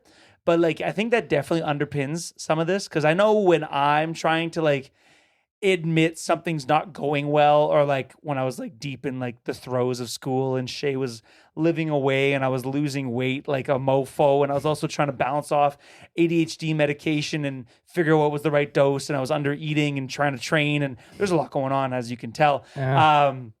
I was like feeling a little depressed at the time, and like even trying to admit that I find like very, very difficult. Yeah. Even still, like I get like it's like a physical, almost visceral sensation inside of me of like I get like a fight or flight response when I'm trying to admit that something more vulnerable, like what you would call emotional, like something like on that end of the spectrum. I don't know if you gentlemen can relate to that Dude, at all. I but- can 100%. absolutely, because even just the last episode, Yeah. when I opened up, Yeah. before it, I could feel my heart fucking pounding, and I'm like, "What are you fucking getting nervous for, bitch?" Yeah. It's interesting. I can though. definitely Yeah. relate to that. Yeah. That's funny. I think like being a good coach has helped me reach like different levels of emotional intelligence. Like I've leveled up for sure. I've definitely gained some experience because I had to, it was like a sink or swim type scenario for many athletes. And, athletes come to you with varying levels of their own emotional intelligence and self-awareness, and even being in a relationship and working on that and whatnot. Like you guys are both in long-term relationships, like, you know what I'm saying? So there comes a point where you kind of have to sink or swim with those types of things. I think, right? And that's a big part of being able to admit that things aren't going well for you, Here's a question for you. Hey, me. Do you notice a difference between men and women, Like, and like emotional like response? I would say like on average, like at least with the Like, lifters, do you find that like your male lifters hold things back more absolutely. versus the women? Because in my experience, like all the women I coach are like, they'll tell me everything. Yeah, they're a lot more able to be emotionally vulnerable. Yes. Yeah. Exactly. Did you ever cry as a kid? Do you have any memories of these, of like crying as a kid and like someone like telling you to stop being a baby, to man up? Dude, Amanda just told me that last night, man. Well, I'm sure that was lovingly. No, I'm just kidding. Just kidding. But yeah, it's like, yeah. you know what I mean? Like Yeah, that's probably 100%. happened to you guys, right? Yeah. I can honestly say I don't think so. Yeah, maybe Like- your brain is just suppressed. It's possible. But like what you're talking, like your dad? Well, no, it doesn't have to be your dad, but I'm thinking like stuff like that is very common on like the playground in elementary school. Oh shit. We're getting in. You can laugh, Taylor. It's okay. No, I just had a like, memory oh, pop shit. into my head of that. Taylor's over here just sweating. He's like, man, maybe I gotta go see someone about this. Yeah, no. We're getting into it. No, No, that's funny. I'm honest. Like on the playground, Yeah. Man, you've never had someone to genuinely tell you to man up. man. Well, I've had people tell me to man up, but like I wasn't crying. Yeah, like, or like stop being a baby. Like I've had- that's never happened to you, you don't think? Stop being a bitch. Yeah, of course that's happened. Yeah. But like, Yeah, exactly. That definitely plays a role on your ability to like say something. So, and like as a kid, like you want nothing more than to fit in. I'm with, probably the one saying it though. Well, it's probably not great that you're doing that. I know, but at least I don't think you're like that now. I've told Jalen to fucking just what do you do? Okay, there are times. Like I said, sometimes you can rule with an iron fist, and just tough love is sometimes okay. it's sometimes warranted. Yeah, yeah. I believe that. You're thinking of that instance that you've said on the podcast before, where like you guys were in the meet, Yes, and you were like, "Listen, we don't have time to be emotional right that's now." fucking right, man. Yeah, Yeah. so you Exactly. get like 2 minutes or whatever. Yeah. Yeah. I know what you're talking about. Yeah. But for the most part, you're not the kind of guy just to No. be like, No, I don't. I "Oh, never. your depression's not real." I never. You know what I mean? I Like, never invalidate somebody's. Yeah, Yeah. exactly. Because Never. it's their own experience. Yeah. Right? No. And even like going through like paramedic school and then like working the job, Yeah. dealing with people. Some fucked up shit. Exactly. Yeah. Yeah. There's no other way to describe I will that. never not like even if it's like somebody who is clearly not in pain, but they Mhm. say they're in pain. Yeah. I still treat them as if Yeah. I treat them to what they're saying. To Telling me, you, yeah, basically, because you right? can't, like, you 'Cause can't I don't know. Yeah, Right. So yeah, I get what you're saying. yeah, and like that's just not the way I know I grew up, at least on like the playground, because like Yeah. people like other boys will tell you to like stop being a baby and to man up and like whatnot. And like I remember growing up around that. I don't know. What about you, Yeah. Taylor? Yeah. That happened? There's a few instances. Dude, Yeah. Especially Not even just in like the football world, Yeah. man. Well, It's- football, I could see it being like crazy. yeah. Like Yeah. It's just like, yeah, you can't say like owie. Like it's like be a man. Like it doesn't hurt. Like it grow up. it's like, what do you mean? My fingers backwards? Yeah. Yeah. Like I had But at the a Terrell, one yeah. of my like Thomas knows. I guess both of you kind of know Terrell. yeah. He broke his finger in a game once, and our defensive lineman coach said, "Oh, it's just dislocated," and proceeded to try to pop it back in place, and broke it worse. Oh no. And Terrell's like sitting on the sideline, like writhing in pain Yeah. because his finger is just getting mangled by a 250-pound man. A non-medical professional. Yeah, yeah. And so like, and it's just like, oh, like, come on, like, you're good. Like, trying to get him back out on the field essentially. And it's like, no, like he needs to see someone. Yeah. so, like I get where that guy is coming from. To a point, like obviously that's terrible. Yeah. Like, you fucking that's extreme. That's an extreme Yeah. example. Oh, yeah, exactly. But yeah. like to not show like pain or to not show that you're in pain in the face of adversity like that. I get that can like build your like mental resilience. Mhm. You know, and like in a team sport, you know, if your team is like if it's a really good game or whatever, the last thing you want to show is weakness Yeah. against them. So I understand that. I get that. But there is a point where it is Yeah. too Yeah. not. But it's- you're like- telling me that kind of no, culture Yeah. that's has extreme. no, but no, that Yeah. culture like exists in different contexts. Yes. Yeah. That's just one example. Yeah. But that kind of culture, that kind of context has no impact on Oh, a it player's absolutely- ability to admit that their coach that they're struggling mentally. Yeah. Right? Like that all See, then trickles okay, down. now mentally is I think different than like physically. Yeah. They're both Even- they're both points of vulnerability though. Yeah. Like, coach, my finger's broken. Okay, well that's different. That's like And- fucking like Yeah. you physically Even- Yeah, can't. but you're admitting like that something is wrong with you. Like the physical is not separate from the mental, man. Even like, okay, I get what you're saying now. I was in a playoff game in my 4th year out in BC, and it was 21-7 at the time. We were losing 21-7 at the time. It was late 3rd quarter, early 4th quarter. We were marching down the field. We ended up going and scoring a touchdown on this drive, but the one block I went and made, I felt my right thumb touch my wrist. Ooh. Like I clipped a guy wrong, and this thumb like fully I felt my fingertip touch it. Mhm.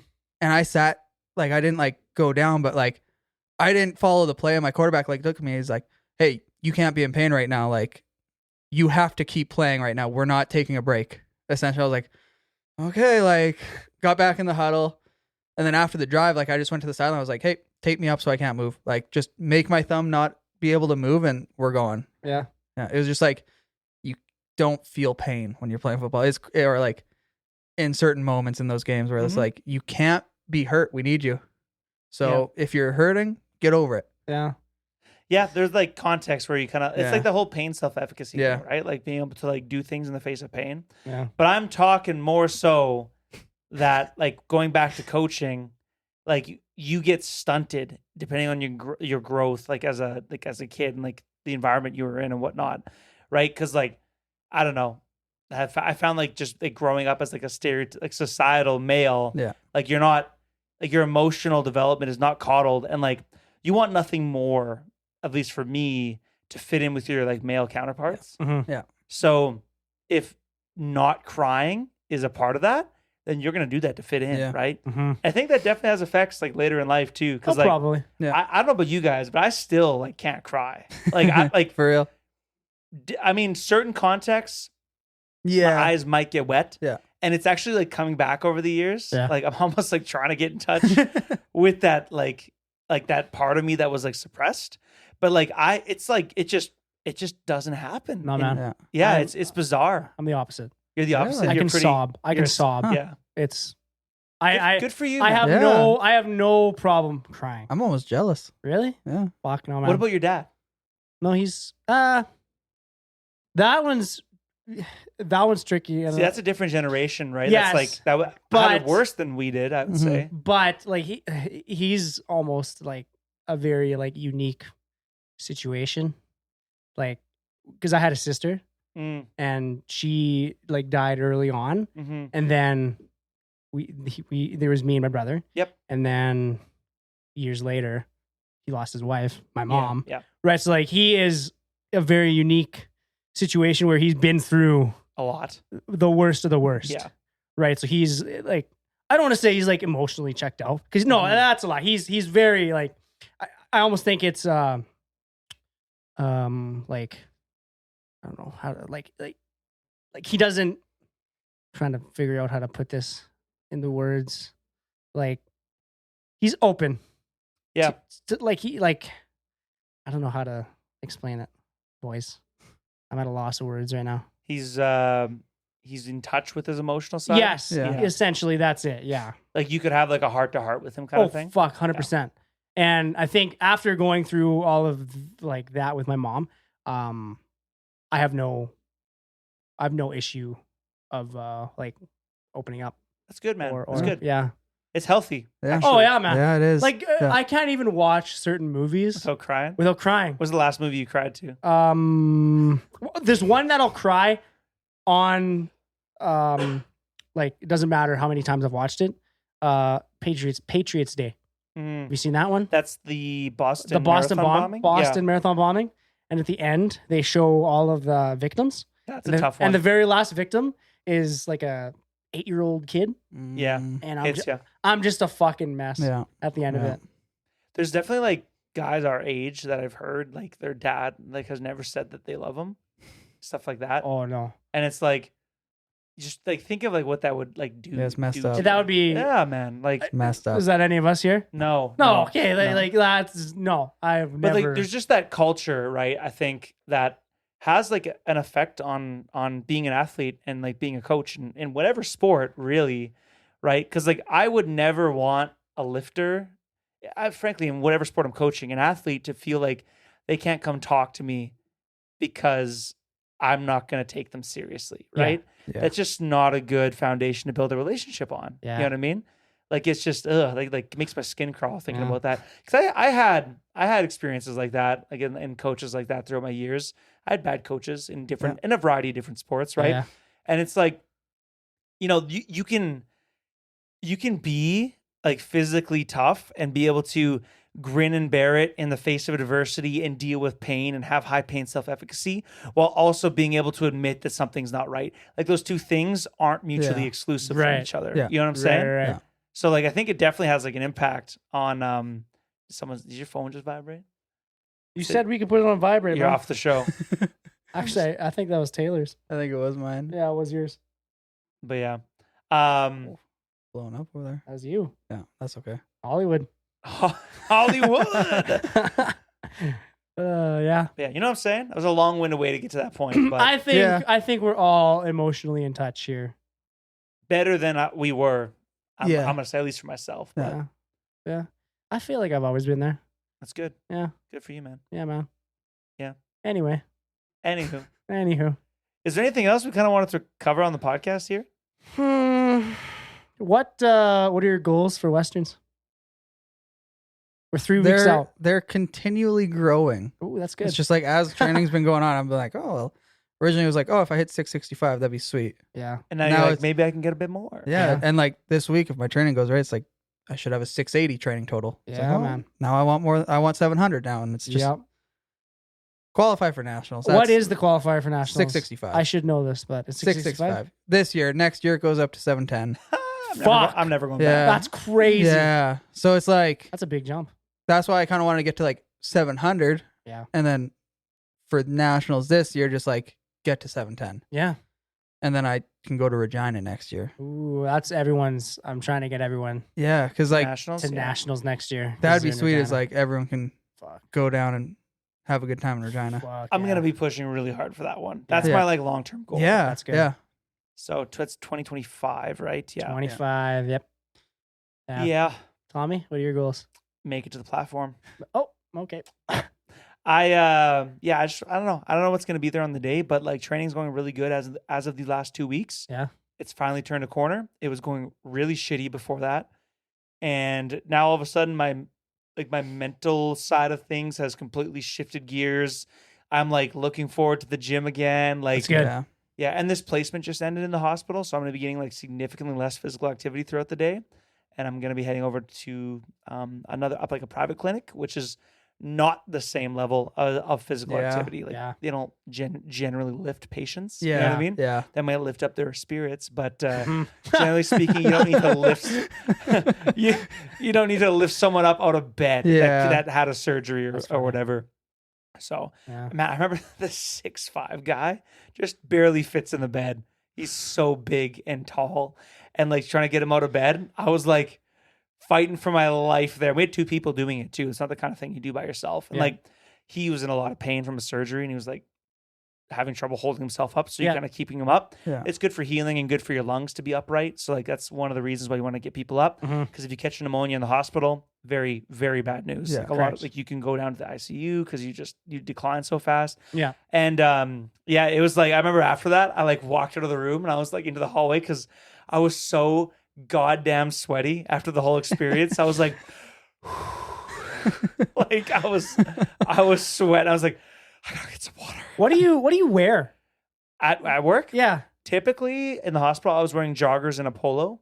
So like, okay, like you didn't wear scrubs or anything like that. no, No. I wasn't gonna buy scrubs for the sake of a few hospital placements because I don't think That's that's where I fair. want to work in the end. Yeah, yeah. But sometimes though, we have to do that stuff with like full PPE You on. had a full gown up and Yeah. yeah. Non-breathable Oof. PPE, Yeah. right? So like gloves, the gown that doesn't breathe because you don't want things coming out Yeah. or going out, Yep. That's and then awful. mask and a face shield, and you're Yep. like working, Ooh. bro. Yeah, It's that- terrible. The amount of sweat that probably builds up in there. Yeah. I after those instances, I like intentionally like seek out water and I just Yeah. slam it because Yeah.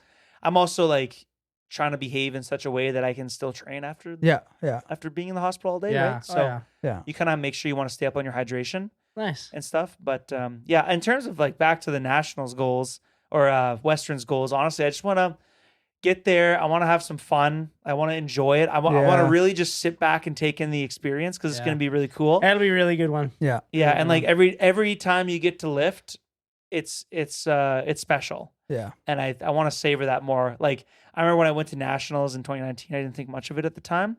I haven't been back since, Yeah, man. and I don't know if I really drank it in as much back then. I think that 2019 was the last one I was at too. Yeah, Really? Fucking 5 years, man. yeah, dude. I know. I almost didn't get the photo package for that one, and I'm really happy I did now. Fucking right, you did. I'll be honest because, Yeah. like, man, it's crazy. Like you never know when your last meet's gonna be Yeah. because life has ways of throwing things Yeah. at you. Yeah. So I think it's really important to go into it with yeah, your goals and stuff, but also just fucking enjoy it. Cause like Yeah. there's people out there that can't do what you do, and it's a privilege that you get to do what you do, and that you have the body that can do what it does, right? Like yeah. it's even if your knees hurt and even if your back hurts, like Holy shit. Thomas's TED talk here. I I think it's still important just to like look around you and just be like, man, this is freaking cool. Yeah. Like I one day was just in a gym, found out about this sport, and then now here we are. You know what I mean? Yeah. And now you're worried if whether or not you're gonna squat whatever, like for me, like 545 or 550, which is a weight a lot of people will never touch like in their entire life. You know what I Ever. mean? And it's like that's cool. Like that's really cool. Oh, yeah. You know? So I am going one of my goals is to just really drink it in, man. That's like Nice. that's the big thing. And then just see what's there on the day. You know, training's all of a sudden getting better. So Yeah. frankly, it's a sprint here. We were gonna see. Yeah. We're gonna see. Is Taylor gonna be Taylor Shagget? Shagay, I think it's Shagay? actually called. Is he gonna be there? No, he's not gonna be there. Oh He my was God. thinking of coming out. Thinking. Yeah, because there's a bunch of lifters competing in it. Yeah. But I believe some life circumstances got in the way for him. He was also looking for a meet to compete in, so he was maybe going to compete in it. But yeah, so he's not coming up for this one. Oh shit. You want to run my numbers, bro? I'm gonna be. There's 9 of us. No, there's 11 of our lifters on Sunday. Yeah. So gonna be big. It's You're gonna gonna be have all 2 of hands. us, It's gonna man. be all hands on And deck. Derek Oh, 3 of us. And Jacob and 4 Andrew of at the us. same time. and Andrew in the same 5 time. of us. And then there's Sarah. Yeah. Sarah At least she's the session Novakoski. after. Her And Jade are after. Her and Jade are in the third session with but Matt. Matt at the same. Oh my Fuck me. God. And then there's Amanda Equip Bench. Early morning, And probably. then Jacob and Bo. It's going to be crazy. All that same day? All on the same day. You have a yeah. spreadsheet for this schedule? I do. I have it. All right, you should send that to me. I should add it. Yeah. Yeah. What are your goals for Westerns? Well, I would love to take back the national squat record. Do it. Wow. Do it. 295 and a half. Do it. 290 295.5 would take it. It's 295 right now. Mm-hmm.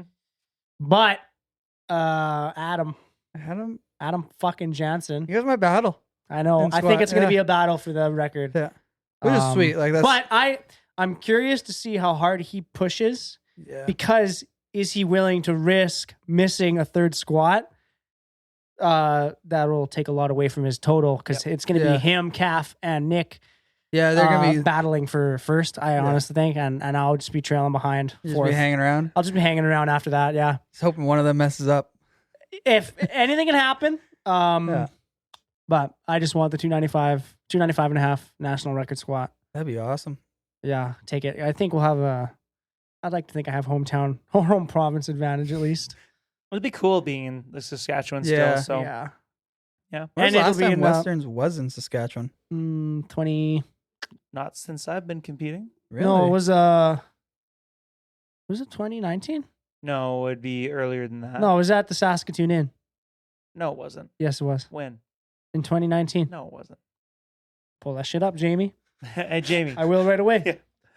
It was in 2019 because Trevor was there. Okay. Yeah. I didn't compete at that one, actually. You did not. Yeah. It's But yeah. It's because I went to nationals. Yeah. Yeah, and then And North Americans. and then big dog. After the squat, just go 3 for 3 for bench, 3 for 3 on deadlift. Build the total. Give myself the best opportunity to earn a spot on the one of the national teams. Nice. Because I would love to do North Americans, Where are they this year? Arizona. What are the dates for North Americans? Yeah, there's sometime in August. I know. When my wedding is. Settle down. I know. I think they're. Settle down. I think they're in August. I can't remember the dates, but it's in the summer sometime. Yeah. Yeah. Where are Commonwealths? That I don't know. They're in South Africa. Potchefstroom, South Africa. Yeah, maybe. I don't know. Probably. That's the only city I've ever You seen. know how much it's going to cost to fly there? Terrible. That'd be crazy. Don't you have a wedding to pay for? Fuck, I know. I I know. We're driving to Arizona. Why do you think I would drive to Arizona? You're driving to South Africa. And I guess. then potentially Amanda might make the world's team for bench press worlds. And if her and Jalen go, then I might make a trip out of that to go to Texas as well. It's an expensive year for Fuck, them. I know, man. This is why we need to do more volunteering. That's why We he might does even 3 do. jobs. That's why I'm working 3 jobs and but we might even do more fundraising stuff Nice. for Another pie bake. we are not fucking making pies ever again, man. Terrible. Yeah. Like That looked awful. It was too much. We did a booze fundraiser. Remember that? That one pretty good. That went pretty You good. almost need a fundraiser that is feasible to do online, because then it would expand the reach of it. That would help. Yeah. We'll have to chew on that, actually. Yeah, That's a yeah. good idea. Yeah. Because, yeah, I mean, We can put together like a big prize package and just have like the ability to mail it, sure. something like that. I don't know. I mean, you could just get a bunch of like collaboration sponsors. Exactly. That's what I Yeah. mean. Just get a huge package like they do with Rise. Yeah, stuff like that. Right. But instead of just giving it away for free, you can buy tickets or something. Yeah, exactly. Like yeah. a big Yeah. thing like that. It's an option. But anyway, that's That's the goal. That's there was one Westerns. thing I wanted to add, but I cannot remember. Next Must time. have on what important. topic? It was about the topic we were just talking about. Like Westerns. men's health? Western. Oh. Westerns. Men's mental health. No. Yeah, that's okay. That's all right. Yeah. All right. Well, I think maybe we'll just leave her there. Oh, hold on. Oh, Bo, I looked up his results. yeah. You remember we were talking about at the beginning of the Mhm. spreadsheets? Yeah, I got you. His results aren't on there. Oh, really? Yeah. On, Because Because he didn't do a regional. because he didn't do a regional event. oh, Yeah. Because they only took the top regional, so Centrals, Westerns, and Yeah. Easterns, plus all the nationals. results, and Nationals, and North Americans, And and all Worlds. whatever the fuck, yeah. Yeah. But his results aren't on there, so he could be a dark horse. Yeah. just show up and just He's just gonna show up, man. just Did you see what the total top total is in his age category and weight class? I had it pulled Oh, up. I But thought he had it. I don't have it memorized. We Hold can on. we can talk about it off Yeah. air. Hold on. Do the outro and I'll plug it in here. Yeah, I think we'll leave her there. Yeah. Unless Taylor, you had anything else to add? No, I just thank you guys for bringing me on. 800.5. His calf has the 83. Sub junior. It's just 83 in general 800.5 total. That'd Kilos. that'd be open though. No, pounds, buddy. I'm just The kidding. fuck? 800. That's the total. That's the top 83 total 800. 0.5. My That's God. crazy. Hey, the top 93 is 815.5. Yeah. This goes to show that the 83s are fucking stacked. Yeah. Stupid. Okay. Well, anyway, Okay. thanks so much for coming on, man. Yeah, man. We really this was really appreciate cool. you taking We hope you time had and fun. Yeah, I did. This Yeah. is pretty You cool. had a good first experience on the pod. Yeah, it's my first podcast, so Yeah, I'm sure you'll be on again. Yeah. Maybe we'll do we could do. Westerns Are we recap. planning on doing another one at Westerns? I mean, we can try and do one at Westerns. we could King of the Lifts this shit. Shut and the f- do a pre-show Pre-show. and a recap. It's not a bad idea. Break down actually. all the weight class, see what's going on, see the battles. Maybe Danny can make that outline. Maybe. Yeah. Well, that would be an easy outline. Yeah. Yeah. I mean, we'll Yeah, we'll no. talk about it. But yeah, in the meantime, I think that's everything we wanted to have. One of our next episodes, That's right. we're going to be talking all things pelvic floor dysfunction, pregnancy, and lifting, and how that all interrelates and whatnot. Mhm. Should be a super informative episode. I'm very much looking forward to it. Yeah. Yeah, she's a pelvic floor physio from Saskatoon. So Sorry, what's her name again? Christine Epp. Fun fact: if you look at the CSEP guidelines, the physical activity guidelines, they're virtually the same as they are for adults and women that are pregnant. So Okay. there's some caveats to that because each trimester is maybe a little They're bit the different. same. Yeah. Yeah, they're virtually the same. Why? Interesting. you- Oh, that's yeah, something. you- She'll have to answer. Yeah, Huh, exactly. That's a good right. question for her. So we will we'll dive all into that next episode. Cool. And yeah, if you made it this far, folks, thanks again. Go follow the Instagram at aches.pains&gains.podcast, right? On Instagram there. And then you can also follow Bridge City Barbell YXC. You can head over to bridgecitybarbell.com for all your coaching needs. You can find myself at ThomasJohnston_BCB. Where can they find you, Taylor?